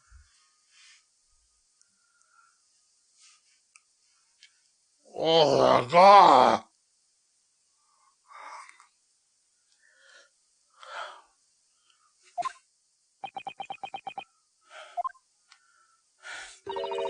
Your defense was well fought, not a hoodoo.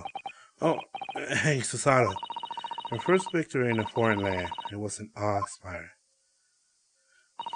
Congratulations from the bottom of my heart.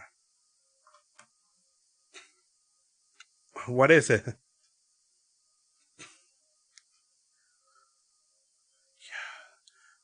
The 1800s. The law was still a baby. And even investigation procedures were still starting. We're already starting a point in time where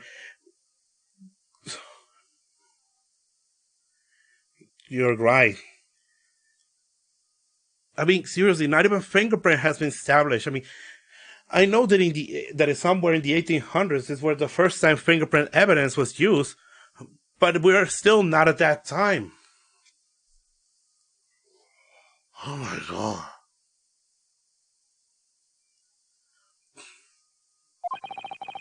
I should thank you, Susato. Was this really for the best, though? In the end, we still know nothing about the truth of this case. We just didn't have the time to find the truth. But who murdered Mr. Mordor? We still haven't gotten to the bottom of this.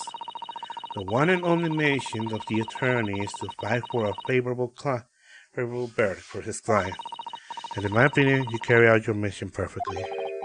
She is right, you know. Mr. Mengondal. Can I say that I already hate this guy? She's with him too. The rumors were true after all, huh? Huh? What rumors? When the Crown Court hands down a guilty verdict, they fire up 6 great fireworks. Did you see it? It was a beautiful sight. Yeah, sure it was. I heard so much about the liberation of sights of fireworks from the defendant's stand. And I owe it all to you, though I'm a good barrister. No, honestly, I don't think it was my effort that freed you. Oh, please, this again. What else could it have been? Instead of my effort, I'd rather call this victory your handiwork. Well, to be entirely frank, you put me through some frightening moments along the way. Well, let's just call this all the business of you and let it be all water under the bridge. Congratulations on your not guilty verdict, Mr. McDonald. Congratulations, even though the mystery remains a mystery. There's only one thing reported to me. What?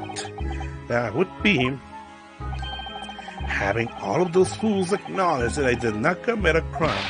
What do you think? It feels great, doesn't it? Right. Let's leave the rest of the yard, the pride of our capital. They surely reveal the truth. That's what I believe, at least. You see, I paid this great sum to make certain of it. Ah! Yes. Well, as promised, I'll be paying you 1,000 guineas, and I won't hear a word of complaint. No, I can't take that much money. My, your Japanese really are modest. Ah, very well then. If that's how it must be. Take this, it's a tip. Constantly McDonald. The preparations are complete, so you will please move to the Crown Court. The Crown Court? Oh, and this is much earlier than I was led to believe. I'm very sorry, the plans have changed somewhat. Well, you are the man. I must excuse myself now. I will be stuck inspecting the crime scene for a while yet, I'm told. What more? Mrs. The omnibus will have to undergo another investigation, given the circumstances. They say they want me to be present for it, if that's all possible. Reinvestigation? To tell the truth, I have no obligation to follow through with it, but as long as delivery, I'm willing to cooperate as much as possible. That is a gentleman's duty, you see. Well now, it is a pleasure to have met you. I'm pretty you have an enjoyable time as exchange students. There he goes.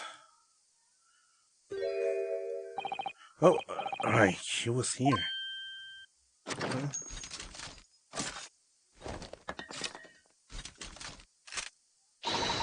Don't move a blade of muscle. She is handling that ammunition as inefficiently as ever. And Miss Gina, could you refrain from pulling out such a dangerous weapon? Stupid adults. Huh? I hate the blinding lot of you. Blooming. Oh, you were here all along. Huh? You can ride around with me, but you can't hide. Who in the world is this little girl? Stealing things is a big no-no. You know that. And I was so excited to test out my new smoke launcher prototype for myself. Okay. You wanna fight? I bet I can beat you. Excuse me. Who even are you? Oh yeah, well, you could call me an inventor. I made the smoke launcher. Inventor? Yeah, you know how smoke screens are. They're just big, boring, white blobs. So you're gonna be covered by snow. Why can't that smoke at least be cute? I'd rather just avoid the smoke string in the first place, thanks. I go away one time, I can do my honest transfer, and suddenly it's gone. It's a good thing I put that Franken device on it, huh? Franken device? I have no clue what she's talking about. But that doesn't matter. What matters is that you're coming back to the lab with me. But why?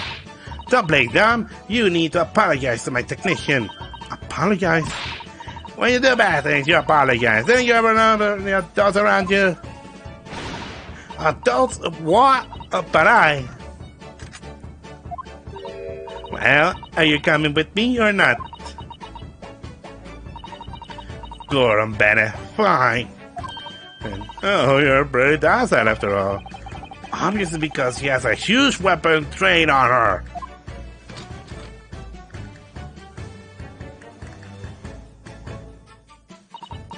Well, the two of us should be on our way now.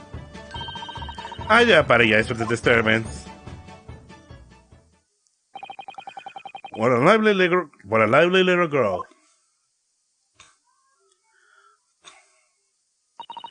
I believe we should be moving on as well. Yeah, you're right. But where exactly can we move on to? Huh? After all, we came straight to the storehouse after we arrived in London. The building still has our belongings, but we have nowhere to sleep for the night. I had originally planned to search for luggage before the day was over. But now we won't even have enough time, right? There's no need to fear. If push comes to come, then we could at least rest ourselves at Mangaldal Park. Mangaldal Park. The nights are rather cold at this time of year. But we can endure it with the bigger cute. I wonder. A night in London in the dead of winter, doggone all, you're probably freeze to death. I'd rather not freeze. If I knew it would come to this, I really would have accepted those 1,000 guineas. You should have accepted those 1,000 guineas! So, on the day of my arrival to London, my evaluation as attorney came to a close. However, afterwards it was made fully clear to us that the Reaper had said was true. This case was absolutely not over.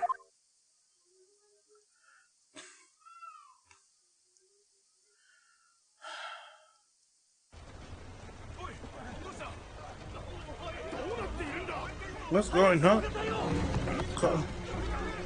Oh no.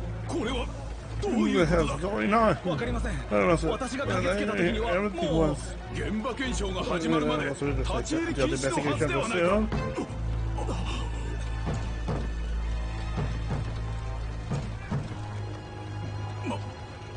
Bloody hell. There's someone inside.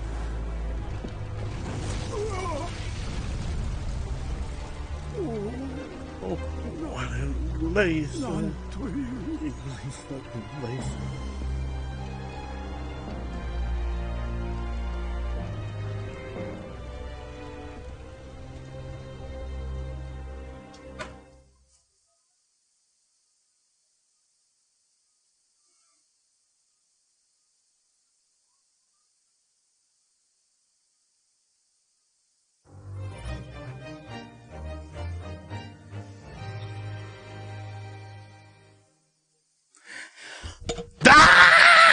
What is going on here?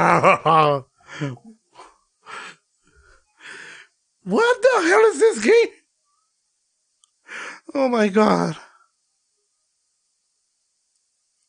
What is going on? What is going on with this game?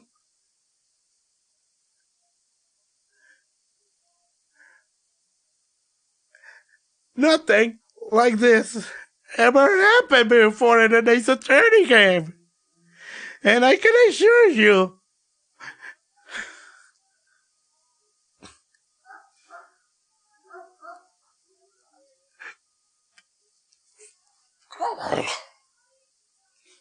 if this keeps on going, you know what I'm going to say?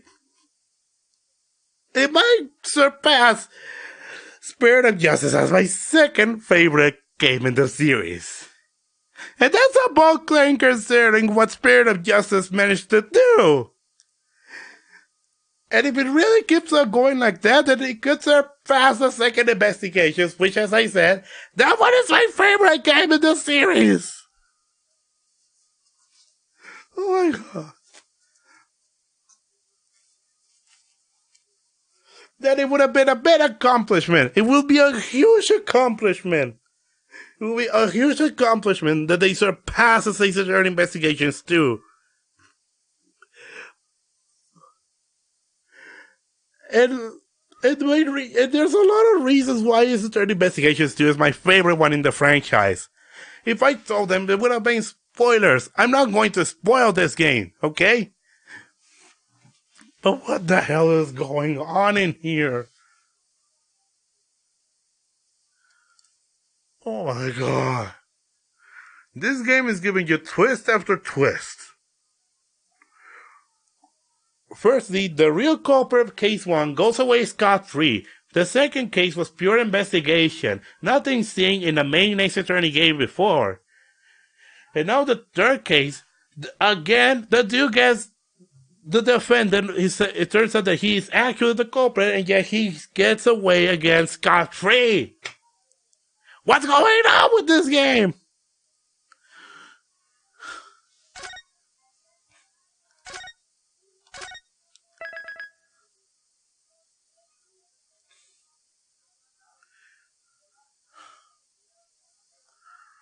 Oh my god. And you know what? This is going to be the last case we look at because the translation it only goes up to the 4th case. It's still a long way out until the 5th case gets translated. And from what I heard from the project teams, the second game is much bigger than this one. So imagine that the second game will be translated in, well, I don't know, 10 years?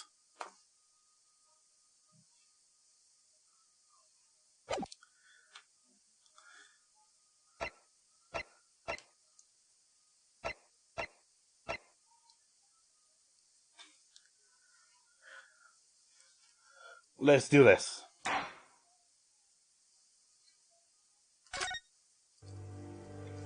The Adventure of the Clouded Kokoro.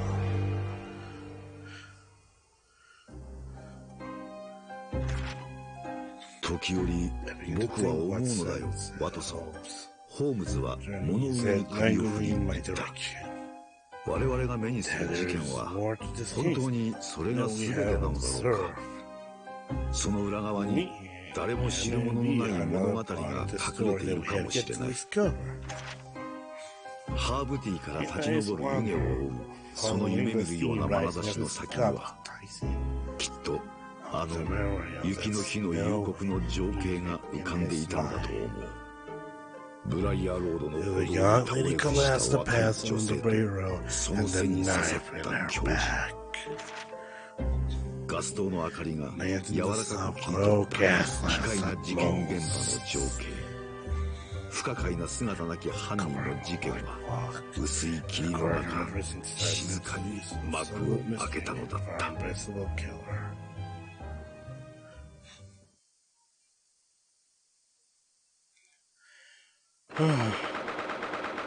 19 February 9:47 a.m. High Court of Justice, Chief Justice Office. Naruhodo, did you manage to sleep last night? No, not at all. The hotel was rather luxurious. The room could have been mistaken for a palace. It was nothing short of dazzling. The gaslights were constantly glittering stars, making the night shine brighter than the day. And wow, imagine how much that bed was worth. I tossed and turned all night just to make sure that I make full use of its size. So did I. I was the night of my dreams. Except when I learned that lodging cost £3, I realized my nightmare had only just begun. Sorry. The building was so overwhelmingly beautiful. I had to wander in before I could regain control. Back in Japan, we could have used that same amount of for over a year of safer shelter. When I bought it with our dear money, my tears couldn't stop flowing. Oh, really? I'm so sorry. Anyway, we have to find a cheap lodging as soon as we possibly can. If we can do that in 10 days, then we're sure to run out of our student allowance. And then it's a formidable foe. Thank you for calling me so early. Oh, hey. Oh, likewise, sir. Good Lord Chief Justice Bartex. We just arrived today to report on Gyakuten trial. Susato can talk with him without flinching. Her composure is really something else. I trust that you enjoy your first taste of Great Britain's trials. Yes, sir. In fact, I tasted so much law that I'm downright full of it. Thus, he has done exactly as you order, Lord Chief Justice. Ryunosuke Naruhiro has carried his duty to completion. Oh yes, I have already heard about the events of yesterday's trial. Your defense was remarkable. You passed, huh? Exchange student from the Empire of Japan. You will now be recognized as an attorney. Even for our country, meeting such promising youth from the Far East is a tremendous delight. Thank you very much, sir. I am now an attorney. And I prepare a new assignment to test your skills as a fresh young attorney. You should get started on it immediately, understood? A new assignment? Already? As an attorney, the best way to develop your skills is through experience. I dare not ask, but... do you object to your assignment? I don't know how to say this, but I'm still not satisfied with yesterday's verdict. You're not satisfied with it? As I recall, you won a not guilty verdict. What more could you possibly want?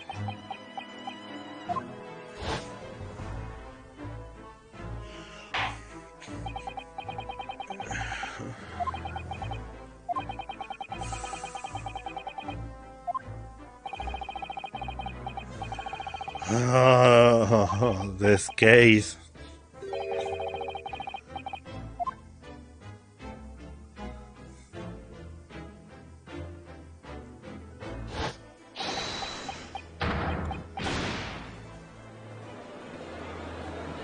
Oh my God. Costing Mingdal. Was he truly innocent? Naruhiro. I still can't say for sure, but despite that, the trial is already over. You won't have to worry about that anymore, I can assure you. Huh? Whatever you mean. Cousin Mengodal is dead. He died just after the end of the trial. What? What? Mr. Mengodal is dead? I must depart in 19 minutes and 41 seconds.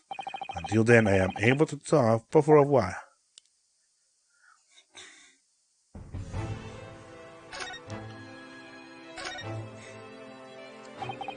What do you mean he's dead? How did Mengodal die? At the end of yesterday's trial, chaos erupted in the courthouse. I assume you recall the omnibus was brought into the court. Yeah, it was brought in to be examined as the scene of the crime. That's right. At some point, when the bailies weren't looking, it suddenly went up in flames. What? How could they let this happen? We are currently investigating that matter. Furthermore, we discovered Mengodal's corpse amongst the coach's burned remains. What? You must have entered the coach while the bailies weren't looking. These bailies sounds like awful slackers. How could they let this happen? We're currently investigating that as well. That reminds me of something. At the end of the trial, Mr. Mengodal said something about that bothered me. Well, you heard the man. I must excuse myself now. I will be stuck inspecting the crime scene for a while again, I'm told. What for?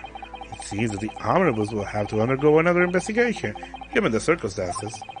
They said that they want me to be present for it, if at all possible. Inspect the crime scene? Scotland Yard has no such outrageous name to my knowledge. And who did this? I wouldn't worry. The Yard's putting all their investigative matter to the test here. You can leave the rest of that. There's no need for you to pay any mind. Mr. Mengodal.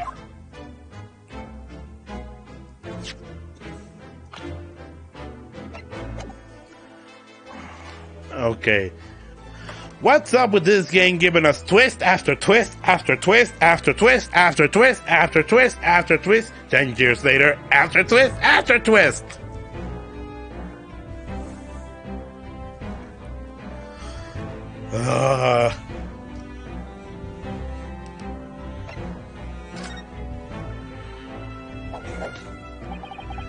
By the way, how was your first trial in our crown court? Oh, it was, amazing. We were overwhelmed by the dignity and the aura born from its venerable, profound history. Our own country's Supreme Court is no match, and it's only been around for decades at best. The sound really has a way to put its words when it's time to be eloquent. My friend Naruto is so impressed that he renders speechless, as you can see.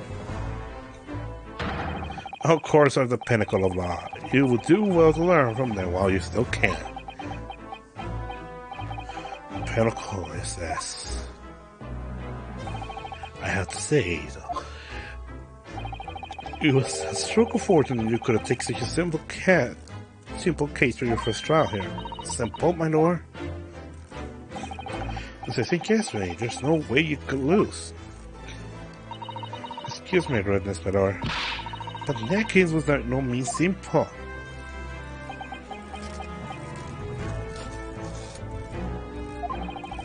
When we first heard the details of the case, we felt like we were such a disadvantage.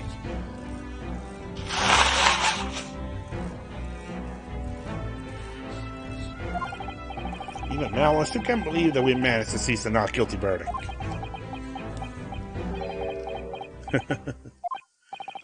What's the matter?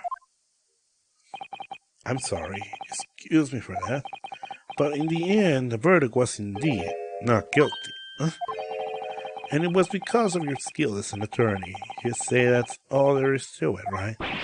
No, my lord, that's not exactly what I was trying to say. Regardless, you have exceeded my expectations. I assure you that is nothing but the truth. And that's why I already arranged a new case for you. What? What exactly was Chief Justice Vortex trying to imply just now? What exactly does this new case entail? Don't tell me it's another murder trial, or that it's going to start in 10 minutes or something. Please, there is no need to worry. The circumstances surrounding this trial are completely different, after all. I see. Is he reading my mind? At the very least, nobody has died yet. And the trial's not today either. You have ample time to carry out your investigation. To be precise, you have 23 hours, 43 minutes and 19 seconds. Okay, the trial's tomorrow then. Is something the matter, Naruto? Oh, I was just feeling a little conflicted. I was wondering if I made the right decision as attorney during yesterday's trial. Naruto, I'm not sure if I'm ready to stand in court again with the way I feel right now. Oh, that reminds me. There is actually one similarity between yesterday and tomorrow.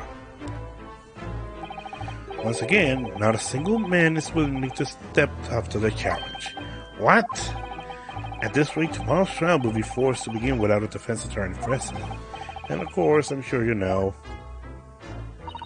there's nothing at the end of that path except for the worst possible conclusion. Well, that sounds about right. Not again.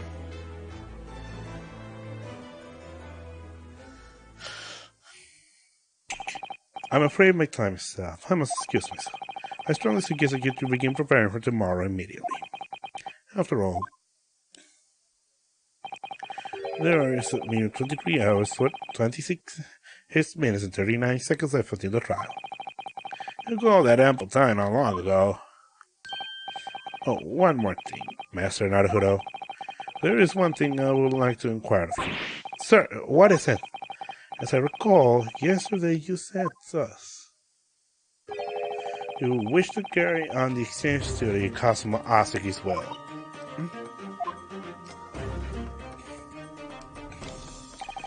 I want you to explain what you mean by that. You have 34 seconds.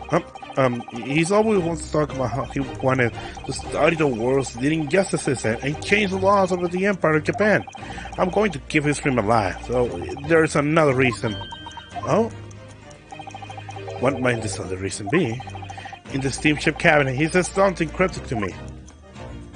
There is something I absolutely have to do in Britain, no matter what. One thing he absolutely have to do. Again, I want you to tell him clear, sir. I didn't ask him. I was sure he would tell me when we arrive at Great Britain, so I stopped. I'm grateful you told me such an entertaining story. What exactly were you talking? No, the customer never told me anything like that. But you ought to focus on the case at hand. I've already spoken to the inspector leading the investigation. I presume he will give you the details if you ask. When did he get here?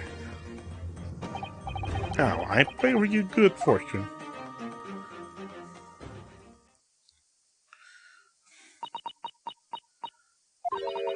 What secret was Cosmo keeping from me? What was he planning to do? I don't know. He really didn't tell me. Anyway, maybe we should go speak with the inspector, right? Yes, we ought to just do that. I can see a hint of spitefulness in his eye as he glares at us.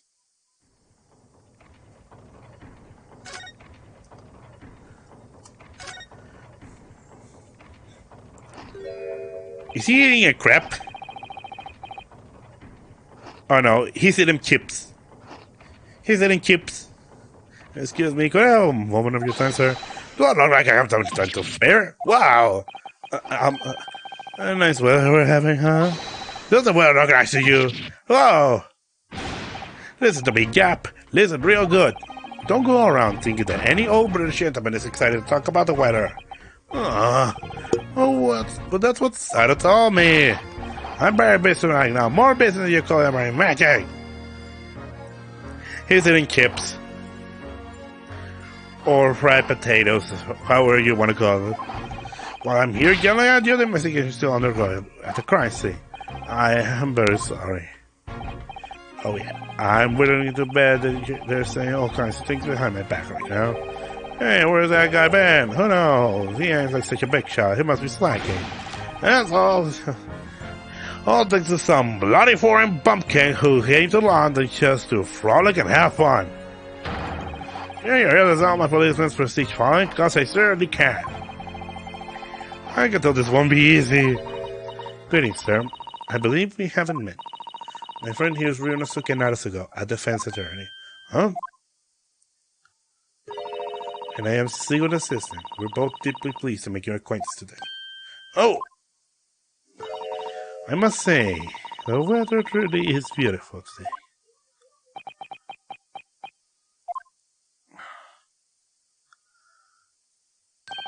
Absolutely. It's not often you get to see such clear skies during London winter. Amazingly well done, Sato.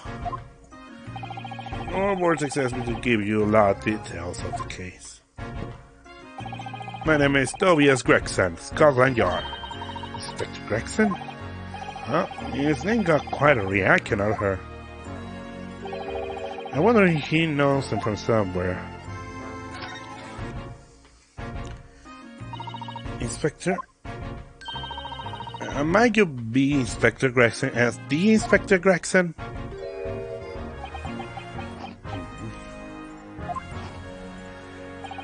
Sato, do you know this man, even though he's from London? Of course I do. Who wouldn't? I guess I wouldn't. He's a recurring character in the adventures of Sherlock Holmes. Oh, are you talking about the Strand magazine again? Inspector Gregson is none other than Sherlock Holmes' rival. Wow, his rival? That's very impressive. Well, yes, I suppose so. I have to say, that Holmes does pretty well himself, for an amateur. Mr. Holmes has spoken very high praise of Inspector Gregson as well.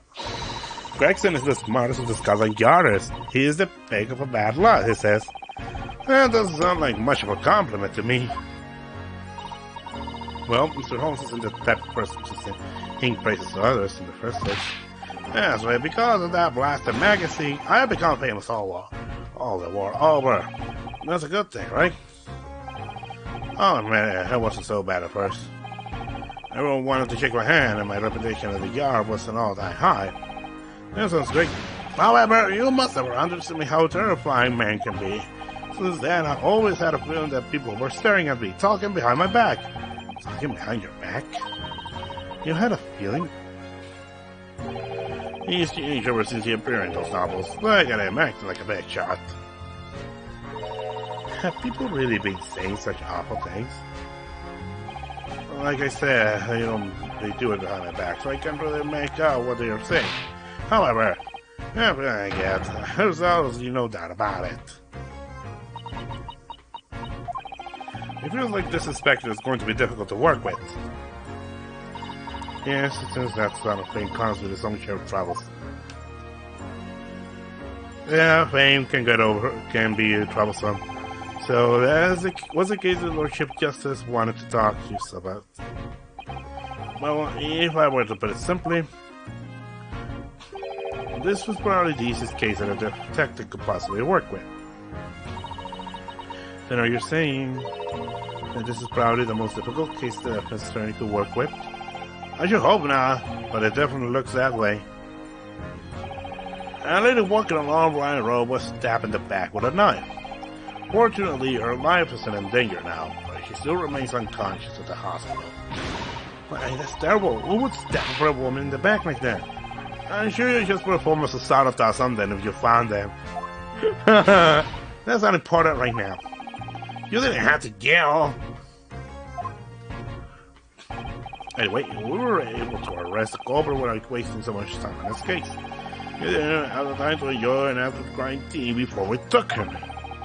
You must have found some traces of the culprit at the crime scene, right? Or maybe there was a especially trustworthy witness testimony? Give it up. It's not worth whacking your brains over it. Huh? No matter how you might try, there's no saving the culprit from his fate this time. What do you mean? It's simple. The prosecutor in charge for Mouse trial is none other than Lord Baron Van Sykes. What? It is that you lot already know him. Yes, we're quite familiar with him. He's the one referred to as the Green Reaper. The Green Reaper of the Old Bailey.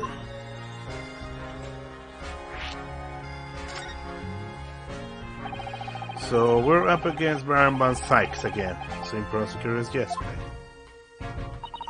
If I recall correctly, Mr. Mengeldahl said, for those he prosecutes, they say the Reaper has come to collect his due.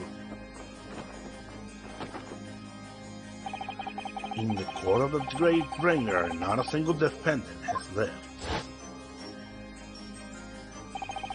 The Green Reaper of the Old Bailey.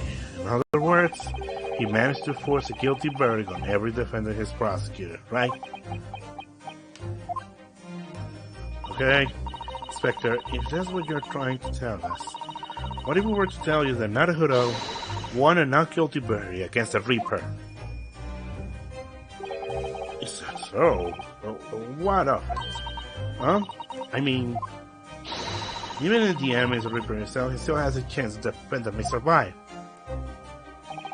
You two really don't know a thing. What exactly do you mean then? Well, he ended up dying anyway, didn't he? Huh? And talking about Constantine Mengeldahl, he was burned up along with the carriage, you know? No matter how you look at it, it's hard to call that surviving. What? If a man could prove every criminal guilty, he'd be considered a god. But Baron Van Sykes, he's no god. He's the Green Reaper. In any case, you do well to keep that in mind. What's going on here? Now I want some chips. Watching this inspector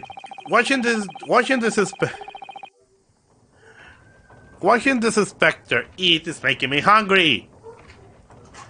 Who else is hungry here? Raise your hand if you're hungry.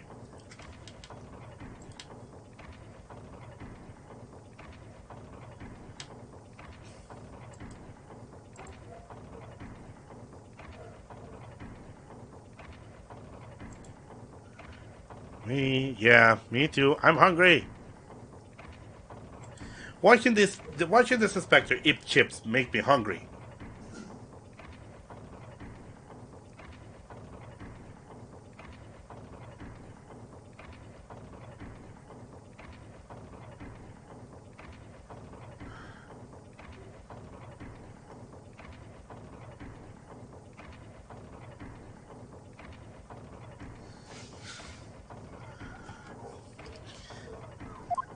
Say, I'll return to the crime scene. We're in the middle of an investigation, after all.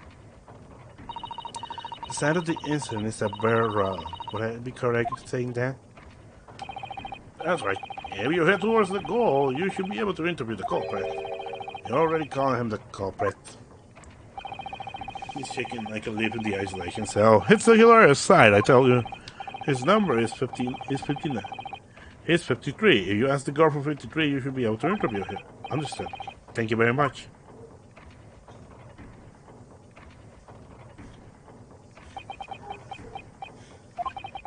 No defendant can ever be saved from the Green Ripper. Is that really true? Naruto, what should we do about this case?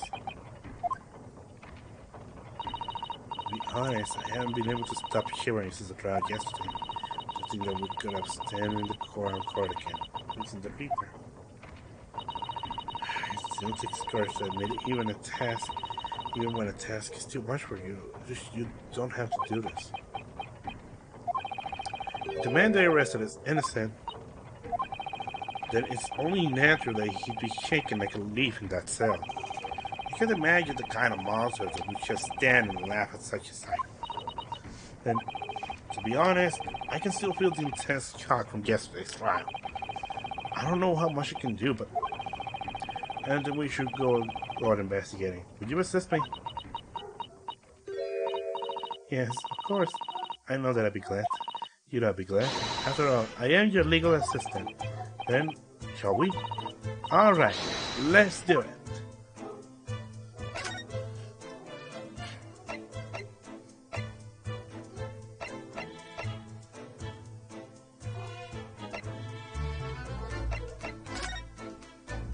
Let's go to Rare Row.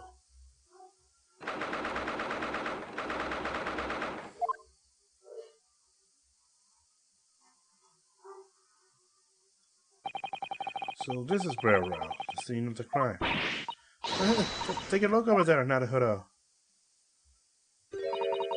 I recognize those uniforms anywhere. There's no mistaking the helmet in my cap. It's a Scotland Yard. The Yard's policemen are conducting their investigation. Well, yeah, that's what policemen do. Of course, they're the Scotland Yard, you know. I admire this as I saw an illustration of the adventures of Sherlock Holmes. Yes, I do love those helmets. Huh? You only care about their helmets? Oh, if only I could don that helmet. Did you just want to try it on? I hope you get to experience that cold metal. This is like Inspector Gregson isn't around. Anyway, we should secretly investigate the crime scene. Secretly? Well, it would make anyone angry. They might hit us with their steel helmets. And once that happens, our heads will crack open like eggs. The policemen in the country fully can't do such a thing. You think? You think? What's up with this bike? Wow, it's in English. His bicycle, but the one this was just so horribly, unbelievably bent. Maybe someone is just training really hard. It looks like the word right in front of their line. This is like bicycles are really popular in London right now. Also, there's some sort of movement to alter woman's clothes so they can ride it too. Can't see it lasting very long. For a while, no one will be riding them anymore. You don't say that, Naruto. Do you have problems with bicycles? No way, of course not. It's not like I hate them. It's just that taking both feet up the ground feels really reckless. Anyone could understand that after falling from stilts into a river. Next time I rent a bike, I'll just let you sit behind me. They're going to be a fad and get look. They're still bicycles now. I can't believe how gray and cloudy it is in here. That's more the fog so thick I can barely see what's in front of me. See somewhere in Gyakuten when they call it under the smokes. Way up, amidst all the fog, a completely made up was to be a tower being built. It has a crystal tower. It's being built for the World's Fair to be held in half a year from now. I hear the whole tower will be covered in glass and will be the greatest symbol of the fair yet. The greatest symbol in the world, huh? I can hardly even imagine. And the whole rest is made from bricks. I can really sense the history built up on those walls. There's so much history in it. In fact, the whole building is tilted. The whole house looks especially dilapidated, even for this part of town. You'd probably be looking for some cheap logs about. Yeah, you're right. Preferably somewhere cheap and not tilted if at all possible. And the windows are bricked. Hey, hold on. Look at the window in this building. What's the matter with it? It's completely sealed off with bricks. Oh my, I wonder what's that all about. Maybe the house is completely vacant, but there's smoke blowing from the chimney. The sculpture remains an enigma. Why the hell is that?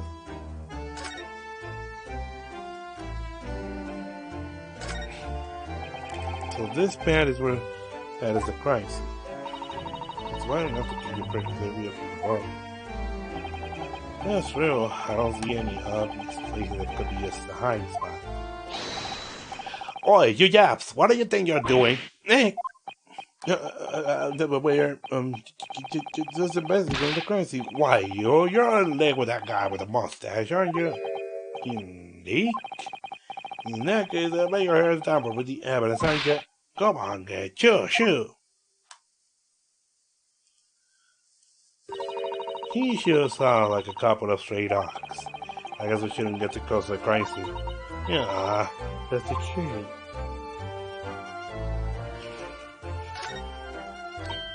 Look, what an adorable snowman. Wow, they made those in Great Britain too? He's a little crocodile. Well, look here. He's got his scarf wrapped around him. Wow, racist lol. Yep. It's really cool, so I wouldn't mind a scarf. Maybe some other time. Our weather's already pretty greasy as it is. Maybe I should just borrow that snowman's scarf. If you did that, I'm sure whoever built that snowman will be heartbroken. Yeah, I know. Besides, even if we did borrow it, it would just make me naked and colder than it is already.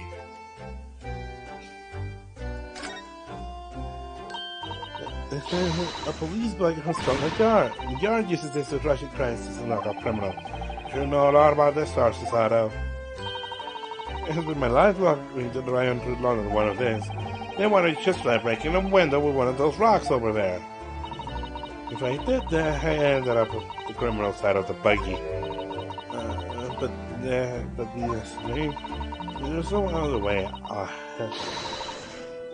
To make deal. I'll go search for the suitable rock. Calm down, Sato! A police officer from Scotland Yard shoot us.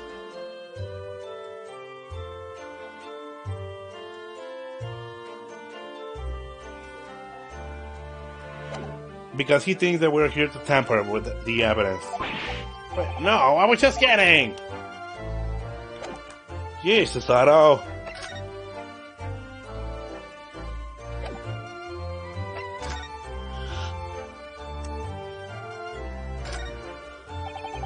The officer's called the yard. I guess some guard. When I forgot to call, he arrested me in this. Don't worry too much, not a hoodoo. We haven't done anything wrong, so we should find us with things. I don't know about that. I mean, it's already happened to me twice. I've been handcuffed 2 times now, having done absolutely nothing wrong. Oh, poor shame. Maybe because your eyes start about so much. Gah!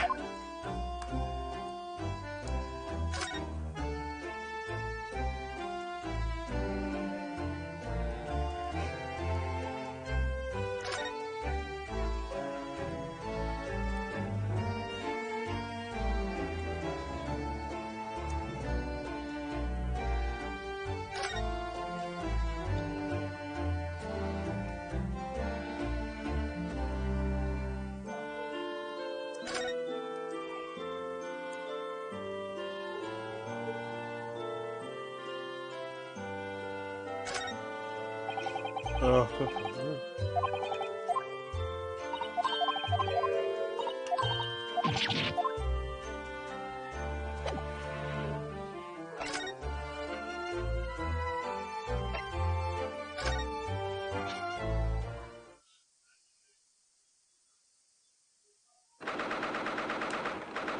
yes, Gal Cell. So this is the Gal. How may I say it? It certainly is an impeccable person, isn't it? Well, it's because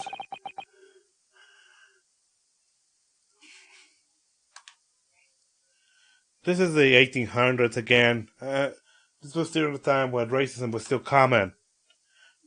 Seriously, if you discriminated someone for what their race were back in that time, no one will bat an eye at you. Well, speaking as a man who was locked up in one of Japan's jails, I think even our simple Japanese jails were far more comfortable than this. How heartbreaking. Still coming now, but it's more frowned upon. But yeah, it is sad that it's still coming now. Ugh. I haven't told the client it's in the cell, but it's too dark to see further inside. What sort of person could he be? Number 53, the authority is here to interview you. Stop hiding in the corner and come out. I have a name. You call me by a number, it's outrageous, so you first guess you would reply. Excuse me, Naruto.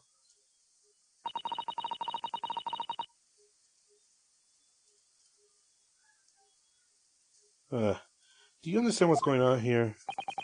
Your guess is as good as mine. Those better words. We're definitely in Japanese, though. Japanese?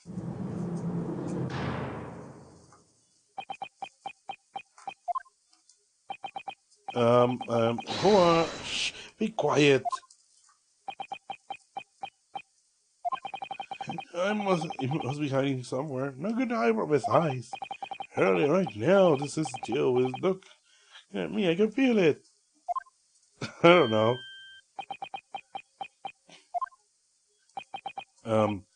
Well, let's try this again. Who are you? There you are. That will spirit that curses my very life.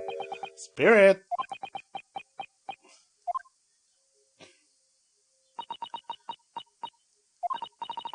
Do pardon me, but might you be Japanese?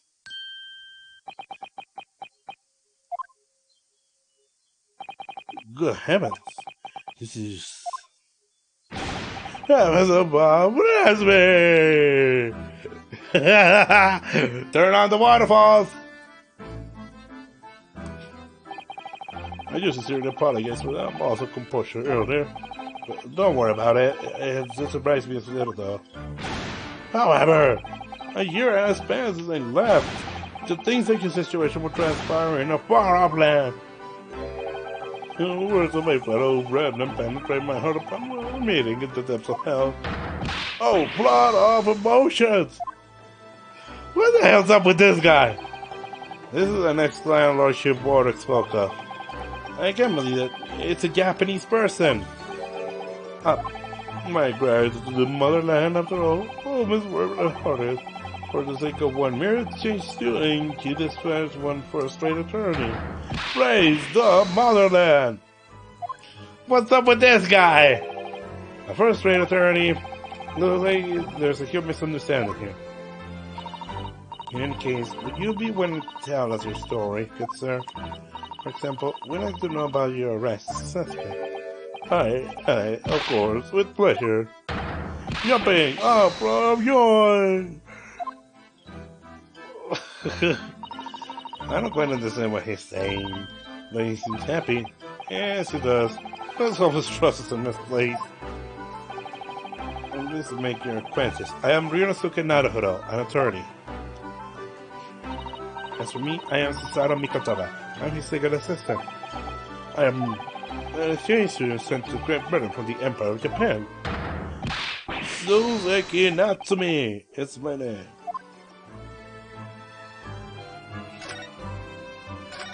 Soseki Natsume. Natsume Soseki, what's it? That's an interesting name. Well, you see, I'm quite fond of writing haiku. You could think of as a pen name before. He's the guy from the Ginyu Forces. Ah! Yes, he's from the Ginyu Forces. The long lost members, okay.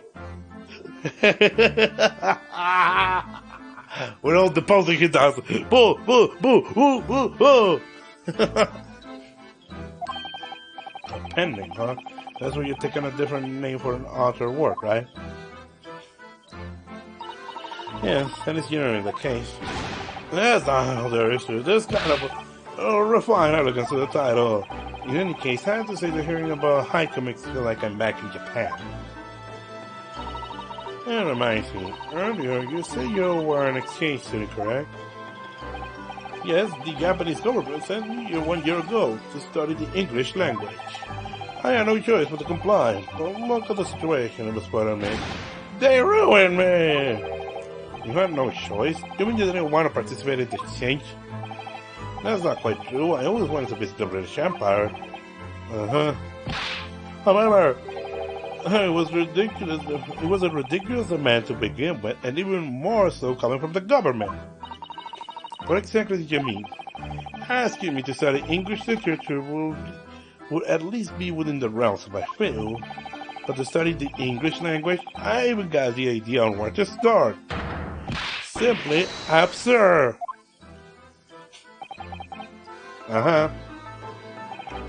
In fact, the other day, I received a directive asking me to report my progress this past year. Because of sheer error, I submitted a blank sheet of paper in response. That will show them. Stop posing around. You must be a rather important person to be able to do that. Ah yes, people often told me that. He said that so proudly.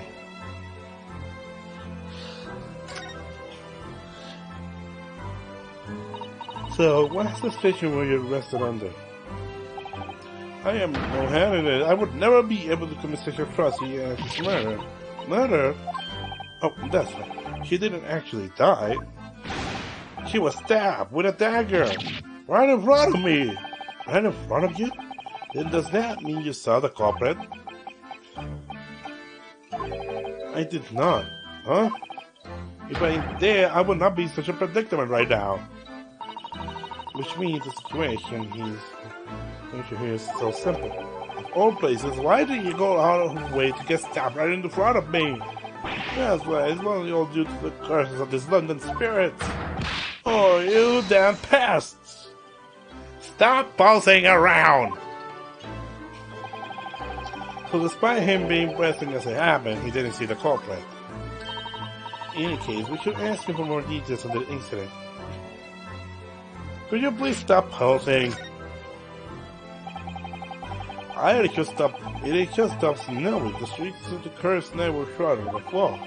I was on my way back to the cursed flat after making my cursed purchase at the bookshop. Feels like he's cursed in all sorts of ways. There was but one other individual walking from me in that long cursed road. He was wearing a green overcoat, wearing all about a passer by a halfman. She suddenly let out a short cry and then she collapsed on the cold ground. How terrible. I begged her to stay, but she were open her mouth to respond. The sense of death! Stop posing! But she isn't dead. Thereby, I seized the first opportunity to flee from the cursed ink. At full speed, mind you, back of my cursed flat. Well, might not have been your best decision. As a Japanese man, I should probably be ashamed for what I did. By the way, do you happen to know the victim at all? Not in the slightest. I am not acquainted with any blonde bread, let alone young woman. This is you fail to understand just how much I managed to get myself cuffed in my flat. I see. So the victim was a young woman. By the way, besides the two of you, was anyone else walking along the footpath? Unfortunately, I did not catch sense of anyone other than that woman. What? No one else was there? The victim was a complete stranger, and there was nobody else present. If that's entirely the case, it was quite curious. Huh? What's curious about?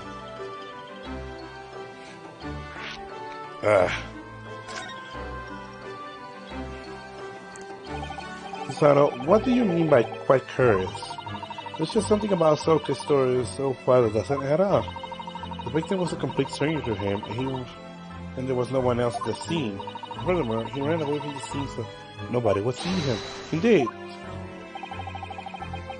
But if that's the case, that means Soki must be the culprit. Soseki must be the culprit. I don't... No!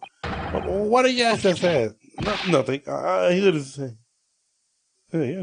Nothing. I didn't say anything. I should have to keep my mouth shut. Stop shaking. And please stop posing. That's not quite what I was getting at. I was curious about how exactly Soseki managed to get arrested. Huh? Soseki made no contact with the victim and there was no one else at the scene. How then did Scotland Yard track him down? Oh, she's right. Yeah. It was him. Thanks to that man's great deduction, I ended up getting arrested. Why must I suffer this shame? Curse? Great deduction? No way. I'll remember that man's name until the day I die. He called himself a great detective, then laughed an unforgettably obnoxious laugh. Be gone, cursed soul! The Sherlock Holmes, I'll curse you until the day I die. It really was him. Mr. Holmes?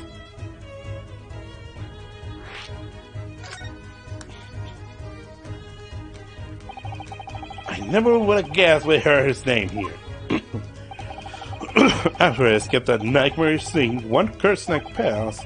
While I was gnawing on my hard French bread, several men suddenly stormed into my room. We're from Scotland Yard. Drop that weapon this instant. No matter how hard it may have been. Who will call French bread a weapon? Spartan lifestyle. You had quite a rough time, huh? And there he's still in the middle of all the detectives with that mindly quiet grin. And his name was none other than the Sherlock Holmes. You know, I actually don't think D is part of his full name. Afterwards, I learned that he's the greatest detective in London. I suppose that's where the great detective comes from. With all that too clever deductions, he managed to pinpoint where I lived. He then had the nerve to curse me, a frail hunchback with him, as a knife-wielding maniac. I wonder what kind of amazing great deduction came up with this time. I must ask though, were you arrested solely due to Mr. Holmes' great deduction? Even that would have been too heavy-handed for that long. Yeah, to be honest, they just stormed into a room that morning. Confusion took me. Why, of course, that's only natural. They interrogated me with their fast, difficult English words as I stood and trembled. Cowardly brats! Well, this is the British Empire, after all. Of course they speak English. I began to panic, but I knew I had to respond to rebel. So, I responded with, yes, I do. I'm fine. I can and again. Before I realized that I'd been handcuffed and drove in here. Well, I would have probably been thrown like hell too. What a guy. So, due to this guy's lack of Master knighthood, so due to this guy's lack of knowledge of English, he was arrested. What an idiot. Can I say that he's a full-on idiot?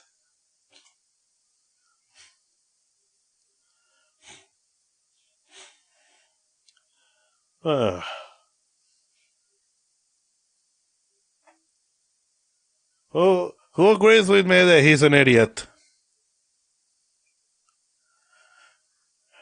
Bad luck and being an idiot.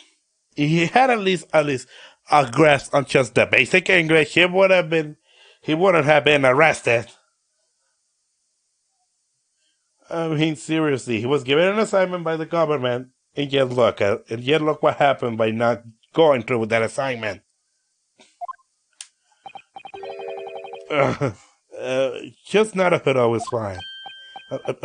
Excuse me, since I've been taken over by my British culture. I am to understand that you will accept my case and defend me. If it's true, it's too good to be true. It is permissible to believe that it's true. Well, why is the cat got your dog? Really, I'm just an exchange student. I'm the same as you, Soseki. Huh?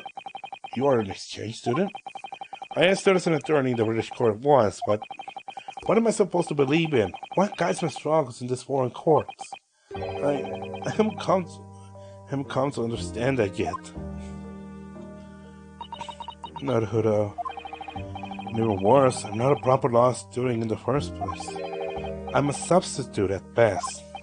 But, well, that armor, that's proof that you're a Japanese attorney, no? It's a memento of the man I'm imitating. He was my best friend. Memento?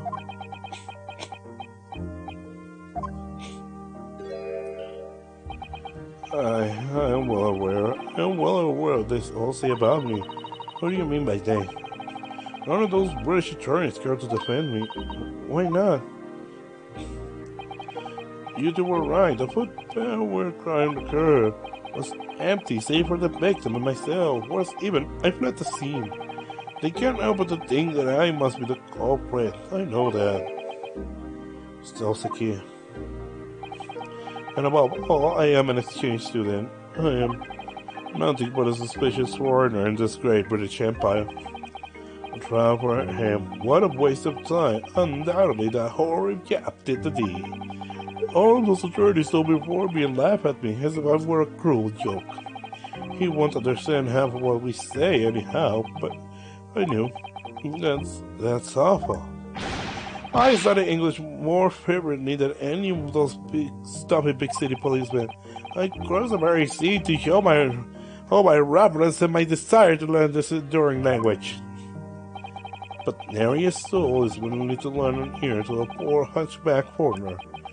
At the least, I would be overjoyed to entrust my fate to a fellow countryman, one who knows my plight. Yet I dare not to trust it upon you, forcing you to bear an unbearable burden. When I look into your eyes, I can see the many burdens you already placed on yourself. So scared.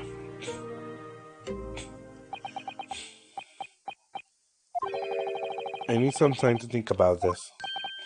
Huh? First, I'll try to do whatever I can right now. What does that entail? We intend to investigate this incident in intense detail from this moment on. We hope to find some sort of lead, and use it to help you in some way. Very well. I will be waiting for you, substitute law student Naruto. Let's proceed with our investigation, Naruto. The gate is open.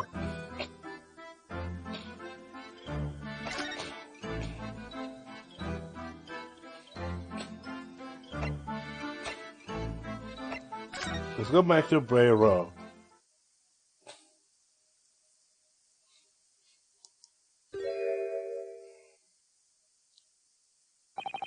What are you doing over there, Japanese children? Oh, it's Inspector Gregson. You'll be vaguely aware now, but you're not assigned to your trip here. We know. We're investigating the crime scene. Oh, so it's like you went to the cow. That must mean you met the culprit. He's not the culprit. He's only a suspect. I suppose you're just trying to help out a fellow Jap, eh? Well, you're free to do as you like. It's not my problem. You won't be able to change the results of our file anyway. Like he's trying to freeze solid with his skull at Wolfnet. I'm sure you can blame Lando's freezing cold winter for that feeling. I'm not thinking that's right.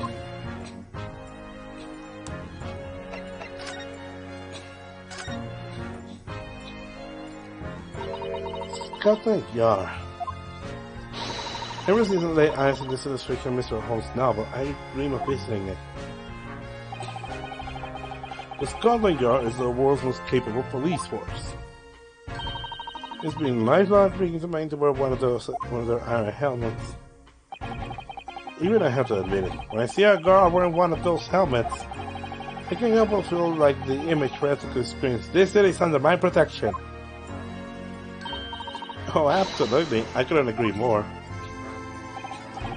Well, Scotland Yard is actually much more labor intense than it looks. Is that true? Take our early mornings, for example. First, our patrolmen had to run around the city walking up on all the work. What? You mean everyone in the city?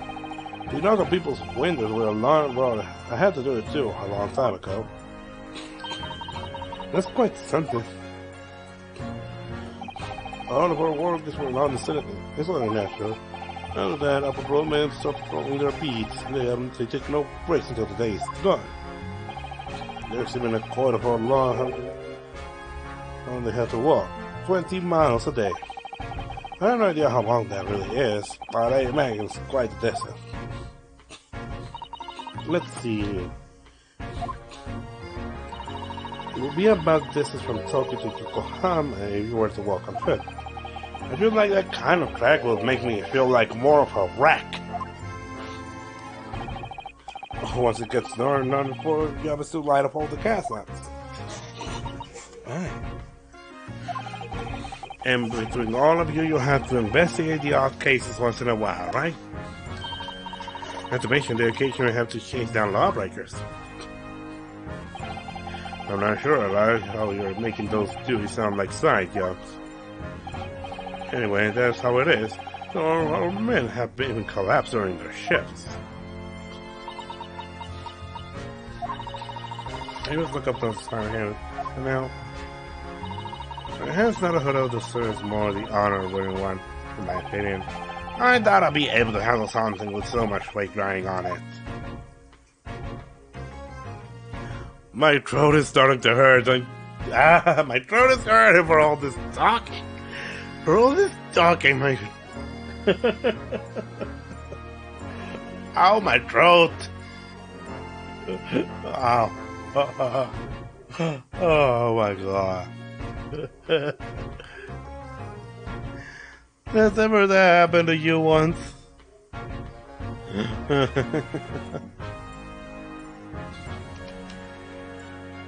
Oh man.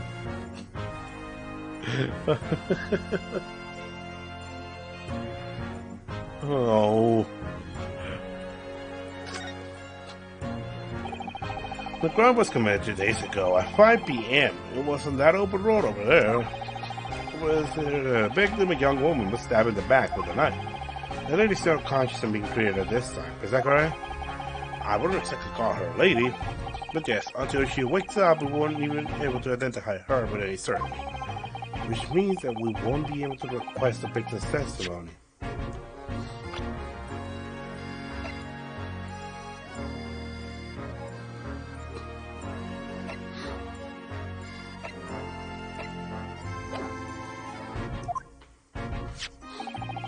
Here's a map of the scene. Take it if you want. Oh, you'll give this to us? It's our policy to give the culprit's attorney the minimum information necessary. Still haven't agreed to be Celtic's attorney, but okay. Since he was so kind to us, we'll just take it. Well, either way, at the time there was nobody at the scene other than the victim, the Japanese man. There's no debating who the culprit is. I believe Sasuke himself say that he didn't see anyone else around him as well. But even if Sasuke say he didn't see anyone, that doesn't mean the culprit couldn't be anyone else. Unfortunately, that's exactly what it means. What? After all, they've already found a decisive witness to produce at the moment of the crime. Seriously? And there's still of them to push. What? The spoke's famous fog was thinner than usual. That gap picked up a bad day of murder, so there are 2 witnesses.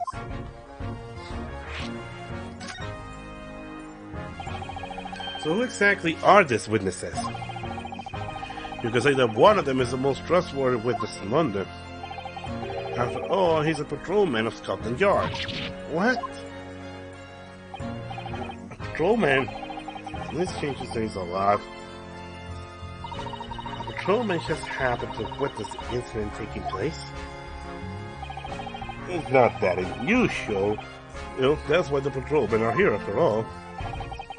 Do you think that maybe you could tell us more about this patrolman? Of course, you're free to ask anything you want. At tomorrow's trial, that is. Huh? The patrolman is absolutely going to be summoned by the court as a witness. Think of it as an exciting prospect for tomorrow. Thus, he's willing to let us make the witness. This patrolman is a witness. As ridiculous as I'm qualified to say that this will be very disadvantageous to us. I don't think you'll have to be a legal assistant to figure that out. Oh, that reminds me. What? The one who found and arrested the suspect was Sherlock Holmes, right? It was Holmes? What's going on? I saw his face darken.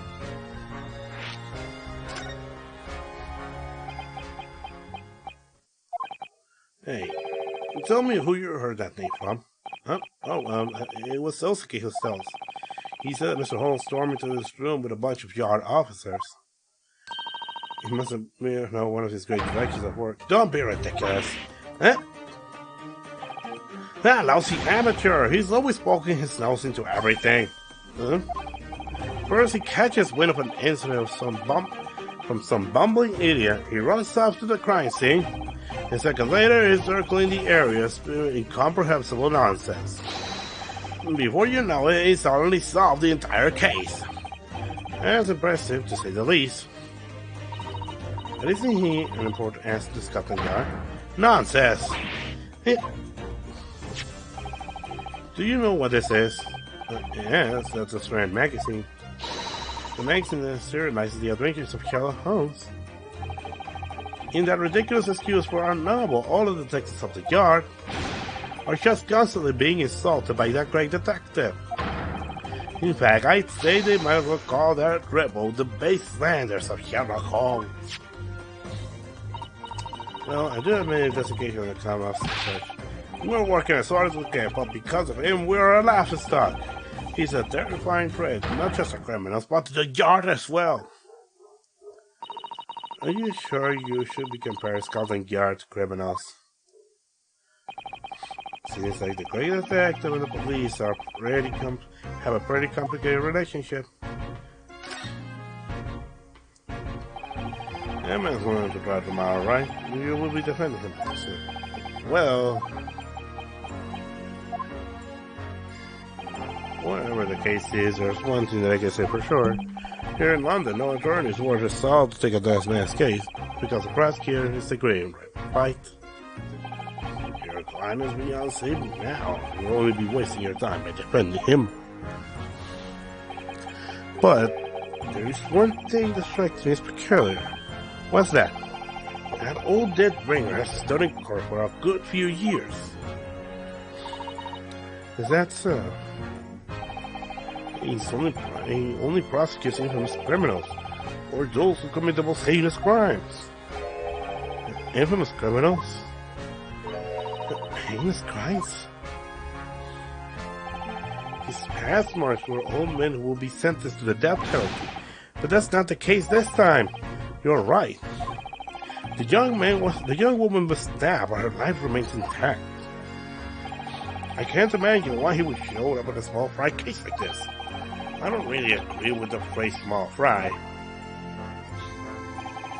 Maybe he has some specific reason to do so. He happens to be any idea what that reason may be? Mere man can't comprehend the inner workings of the Green Reaper's mind. You just have to ask for yourself when you get in court tomorrow. So I'll have to face the Green Reaper again.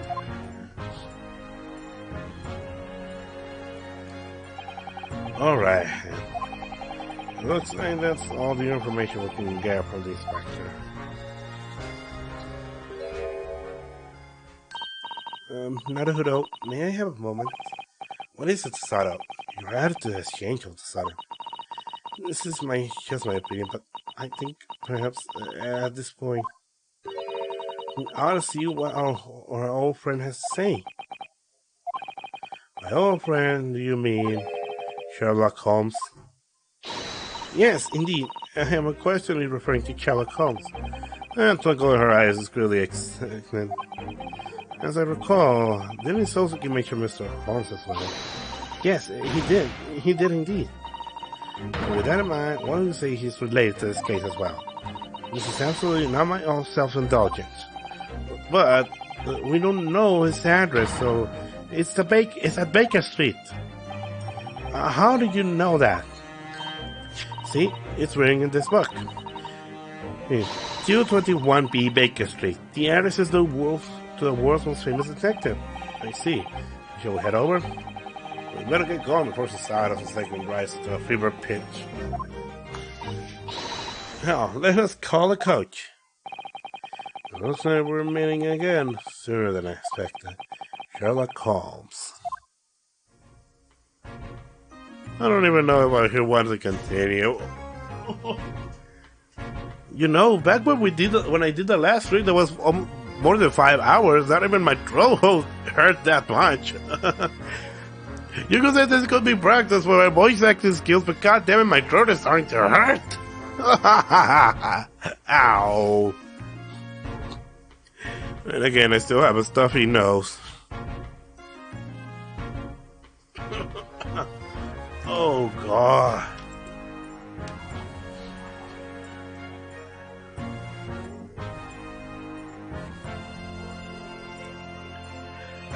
You know what? I'll be right back.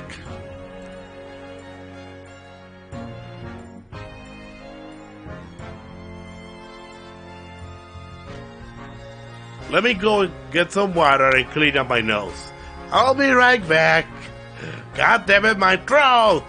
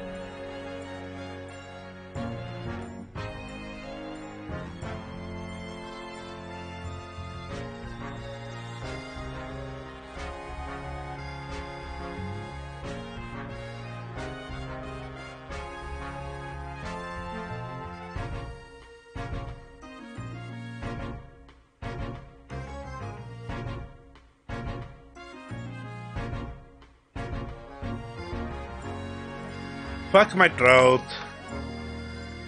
Let's give this on. Your destination has been added.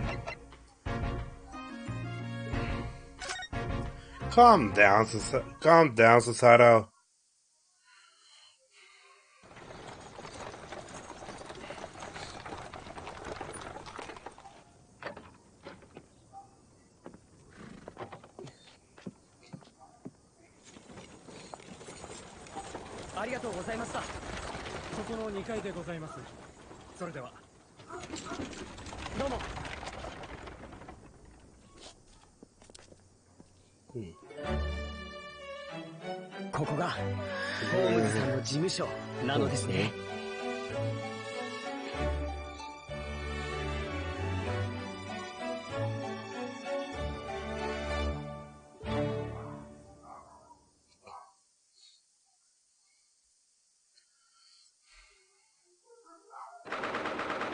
February, 12:63 p.m. Holmes' room.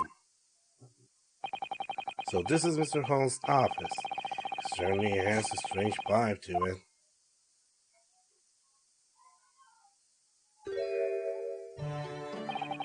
What do you think, Sasato? It's just like you, like it's written in the books? Sasato! To think so many mysteries cases must have hints of this very room. Yeah, no doubt about it. Huh? I've never read any of it myself, so I can't really say for certain. The detective in pursuit of villains hiding in the shadows of the foggy streets of the capital. Oh, wondrous romantic. You gets your heart pounding, your blood racing. She's drenched right now. Does it not hurt out? Yeah, of course. No doubt about it. Because of all that. I'm just a little overcome with emotions at the moment. He's paying me no mind. Right. Yeesh. Looks like the good detective isn't home. Hello, is anybody home? Oh, guest. Oh, it's you. Hello there. Do you have a big case for us? Oh, hello. Huh? Say, you wouldn't happen to be... Oopsie, hang on a second. I'll go start bringing some tea for you. If I recall, this girl was... Sasato, you saw that girl right now. Just now, right? Wow, it was really amazing. Even the king of Bohemia came here to request Mr. Holmes' expertise. The king of Bohemia? His Majesty King Wilhelm Girl Street 6 Bond Orden Estate. Oh my god. Never heard of him. Put down the adventures of Sherlock Holmes for a second and look at this. Alright, T-san, have some fresh baked cookies too. You are... Weren't you? I knew it. Looks like I wasn't mistaken after all. Oh, you were here all along. Stealing things is a big no-no. You don't know that. And I was so excited to test out my new smoke launcher prototype for myself. Oh yeah, well, you could call me an inventor. I made this smoke launcher.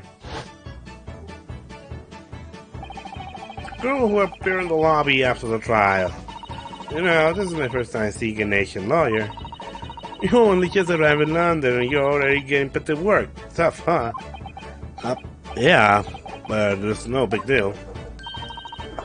Hey, this is my own special blend. Go on, drink it up. Down the hatch. Alright, bottoms up. I don't think I had tea like this before. Well, how do I put it? It has such a mellow yet sweet aroma. Perfect. I try blending in tea with fragrance that helps relieve fatigue. Now is not the time to retire out from your trip. You got another big case tomorrow. What's more, you're defending a fellow Japanese guy. You gotta give it all you got. How did you? By any chance, you hear about... Oh, that's from Mr. Holmes. Wow, do you know Holmesy? Holmesy? Actually, we travel here on the same ship as Mr. Holmes. Whoa, really? I had no idea. Holmesy only just got back from traveling abroad, but he's already up and at it today. Wait a second. I'm positive this is the girl we met at the trial yesterday, but why does she know so much about us? You don't suppose this is another one of those deductions, do you? Putting that question aside, he just went and have his name is this girl doing here in Mr. Holmes' office. Oh, how rude of me. I haven't even introduced myself yet.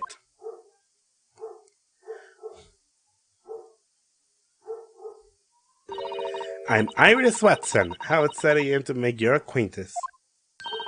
Mr. Holmes and I live here together. Wow, Iris, was it? That's such a pretty name. What? What's the matter, Sasato? Wait just one moment. Miss Watson? Does that mean... What's the deal? Sasato got so flustered out of nowhere. Ask me. And what about you guys? Right, I'm Ryunosuke Naruhodo, attorney at law. Oh. My name is Susato Mikotoba, and I'm his legal assistant. Pleased to meet you. Susie Ryu. Got it. Susie Ryu. This is starting to get silly. But I have so many questions, I guess I just start by asking her. I agree. So here is the one and only Watson. Oh my god. Watson.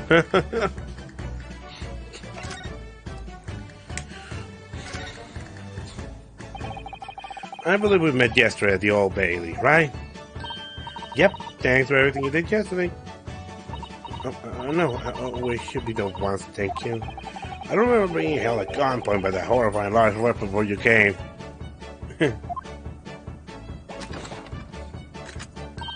Like this, right? Ugh. Speaking of yesterday, I seem to recall you dragging Miss Gina out somewhere. Miss Gina, yeah, I had witness from yesterday's trial. Oh, you mean Jinbi? He's actually a pickpocket. Yeah, we guess as much. She's such a meanie, you can't just go off stealing people's inventions. Inventions? We're talking about that huge, dangerous toy. Yep, so I had a case there in order to get it back. If I knew something like this would happen, I would have put a self-destruct function in it. This girl says some scary stuff. Anyway, after that, I brought Jinbi back to my place. I want her to apologize to the technician to help me make it. Technician? Of course, that's my Homesy. You can call him Homesy. You know, Homesy and I live together in this flat. Wow. I never would have guessed that Mr. Holmes had a little girl. Oh, no way, I'm not his daughter. Huh? Even I wouldn't call my own father Homesy. In that case, why are you two living together? Well, London flats are just so expensive, no matter where you look, you know. But it's way cheaper to go halfsies with a roommate instead. Roommate?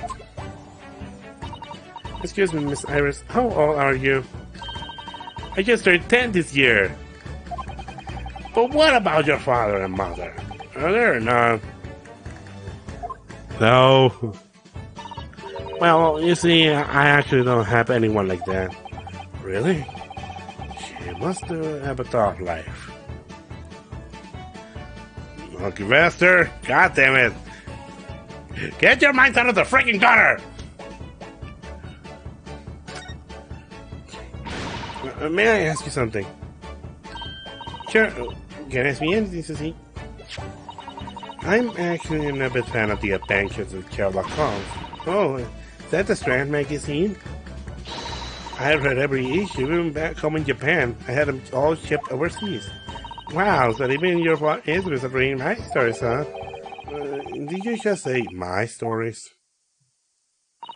Holmes just loves telling me all about the cases he solves, and they all turn so fascinating. So I thought, why would I be the only one to hear all of these fantastic tales? What? Just last night, he was telling me about the case that you solved on the steamship. I'm actually in the middle of working on the manuscript for next month's issue. You've been working on the manuscript? Yep, this is just between us though. I think I'll call it the Speckled Band. The Speckled Band? Those words sounds very familiar. I always try to trip for a bit here and there though. Like this time, I'm planning on just making the venomous Indian snake the culprit instead. If I recall, that was one of Mr. Holmes' crazy deductions.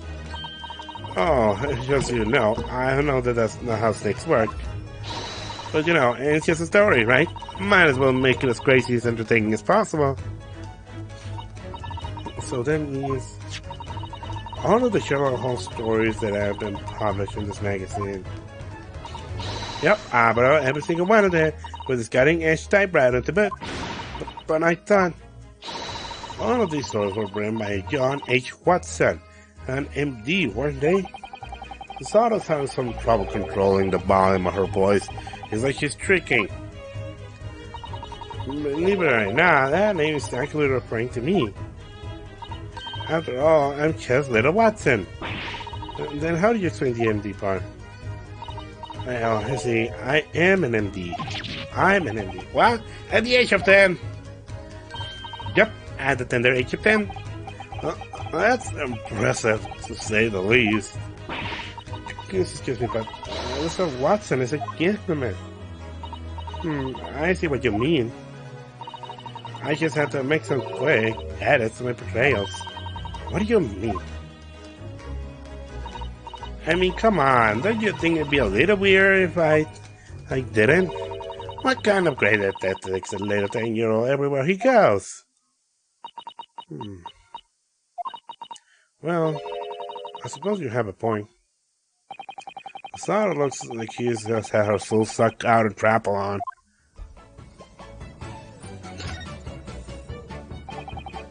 By the way, there's something I've been meaning to ask you. It looks like that they're not going to acknowledge anything about the victim of the first case being called Watson. Do you remember the victim of the first case was called Watson?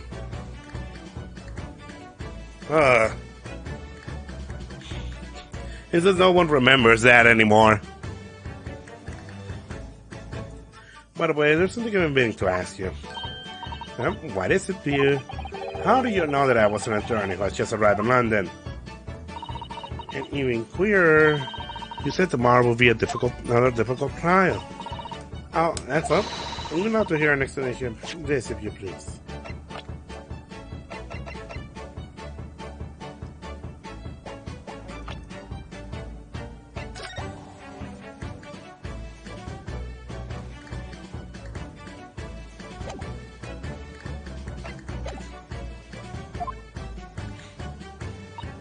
Sure, I don't mind, though there's not really much to say, honestly. Alright, so let's get this started.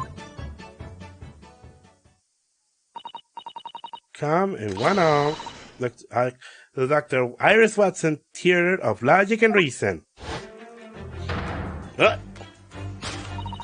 First of all, it was totally obvious from the start that Reed was an attorney. After all, we first went in the defendant lobby. But what about the part where I just arrived in London? I can see your passport poking out of your pocket, stuffed there with a boat ticket. Oh. It was as AK as so you had just arrived in Great Britain. Not to mention the fact that you went toe-to-toe against that prosecutor proves you're new to the British law. You mean the Green Reaper, of course. Also, Susie has some red left over from the stamp she received. That stamp is from the gal, right? You met a convict there for an interview. Oh. Did you know they did that because they wanted to keep track of when visitors come and go? I had no idea. By the way, they use a red stamp when a visitor wants to talk to a foreigner. So essentially, even though you just finished a trial, you went to see a foreigner at the gal. Yet the two of you aren't looking gloomy at all, thus, whoever you met with must not have been a friend or family, right? Is that all leads to one conclusion? You must have taken on a new case, right? I see. What about your deduction that the trial will be tomorrow? Halsey came home yesterday talking about how he has just solved another case. I arrested a screaming Japanese man. He told me screaming like a schoolgirl in love. A Japanese man? He must have been...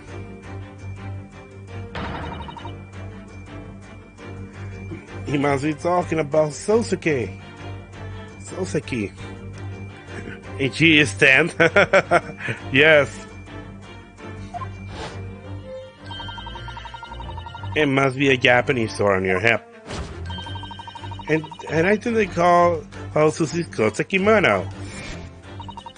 Obviously, the two of you came from Japan. From here, it's easy to see how I arrive at the conclusion that you choose to defend the Japanese guy. There is just one more conclusion now. The two of you totally came here to ask Halsey for intel on the case. The Japanese man's trial is tomorrow. That's what it says on the memo on the mantelpiece. You see, Halsey has a bad habit of stabbing all of his memos with knives. Well, I suppose that should be enough. And there you have it. The great deductions of Iris Watson have been revealed.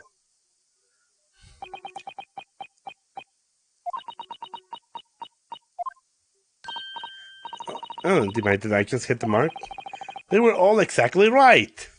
This girl has better deductions than Holmes himself.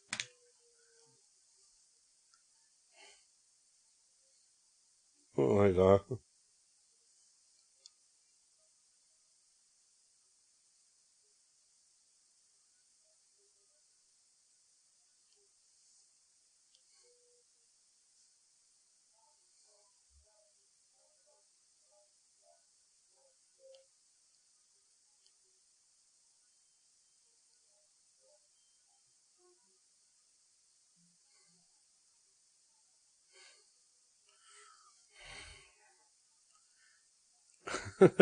And she's not full of herself like Holmes.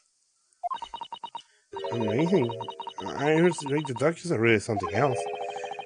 It even has all of Mr. Holmes' little flourishes and pomp. Well, all I did was just mimic the real deal. By the way, it makes things much easier if you're caught up on everything. Could you tell us more about that Japanese man?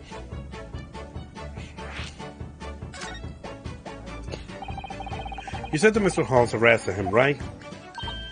Yep. Halsey had actually just returned from a trip abroad, but the detectives were waiting for him at the station, so they grabbed him as soon as he arrived. Wow. The great detective sure is popular. Apparently, there were sightings of a suspicious hunchback, middle-aged Japanese man. This man was running away from Briar Road, where the woman had been stabbed. Suspicious hunchback, a middle-aged. I'm sure it must have been Soseki. Soseki claimed that there was nobody else to see, so... He's not really that middle-aged, he's just 33.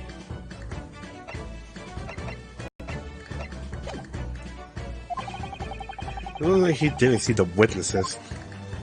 Holmes used his class deductions to figure out the guy's address.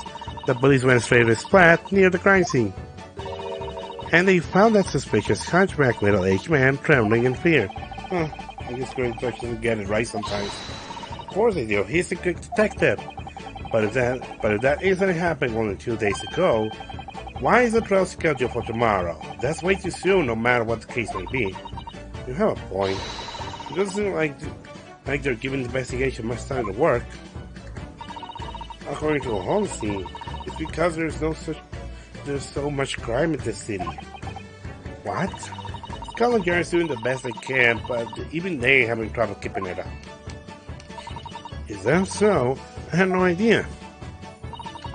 So they just don't have time to do investigating whole trial for every single crime. They're short-staffed, underfunded, and usually the most suspicious guy is a criminal anyway. That's horrible. So this is the pinnacle of law? The truth can be so bitter. Yeah, it looks that way. But if that's the case, now I'm even more worried about Soseki.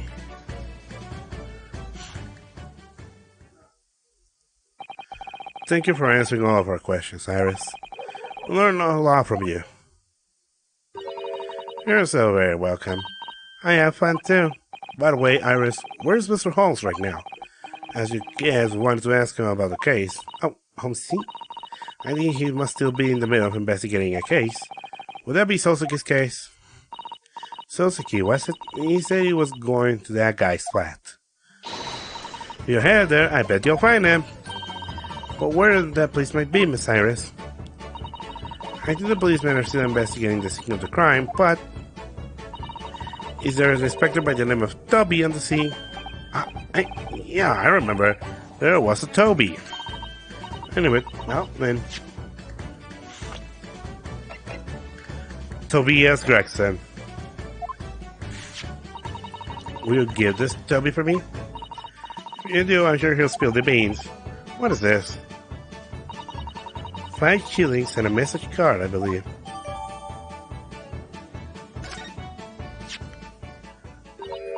So you'll answer anything the guy in the dark jacket asks, right? And he's back to Gregson. We just say okay to anything we want. Understood. Thank you so much for this, Iris. Now I'll get back to writing the manuscript on the speckled band. I'll prepare a more especially bland tea for you, so come visit again sometime. Thank you very much, Iris. With that, let us return to the crime scene once more. This car, along with just one silver coin, can influence the entire Scotland Yard. We return to the crime scene with the world's heaviest coin in hand.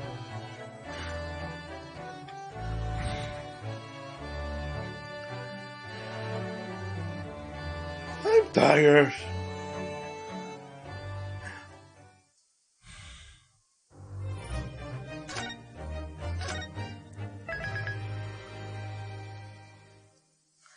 Can I say this?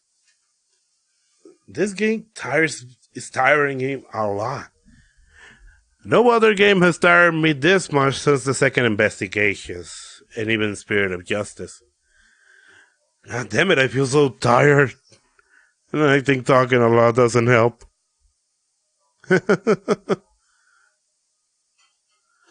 Oh. Has any of... I don't know why I ask, like... God damn it, I'm tired, and this game just keeps getting more and more interesting. How are they managing to make this game so more interesting? And why the hell they didn't release it outside of Japan? It's the same deal with the second investigations. That game was awesome, and yet they didn't release it outside of Japan. The only excuse that I seen heard that why the game was not released outside of Japan is because it was being released in 2011. Right when the 3DS was going to be released. People don't think that would be the case, but no, it does. Even people don't care that the majority don't care that the 3DS is backward compatible with the Nintendo DS. Their main focus will still be on new 3DS games, okay? They will not focus on all DS games, no matter if the system can play them. They only care about that afterwards, don't you think? Oh, my back. Oh, this sure is helping, but hunching down. What do you think? What is going on? What is going on with this case? God damn it, this is getting so interesting, don't you think?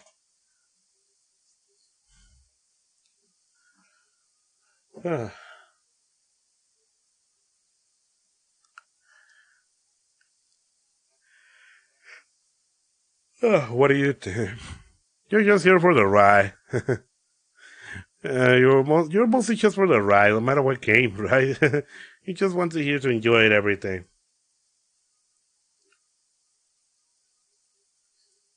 Well,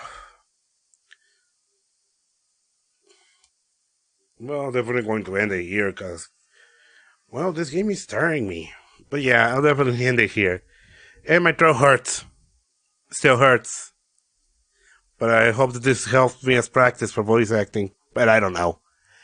Anyway, thank you for joining. I'll definitely see you later. Bye.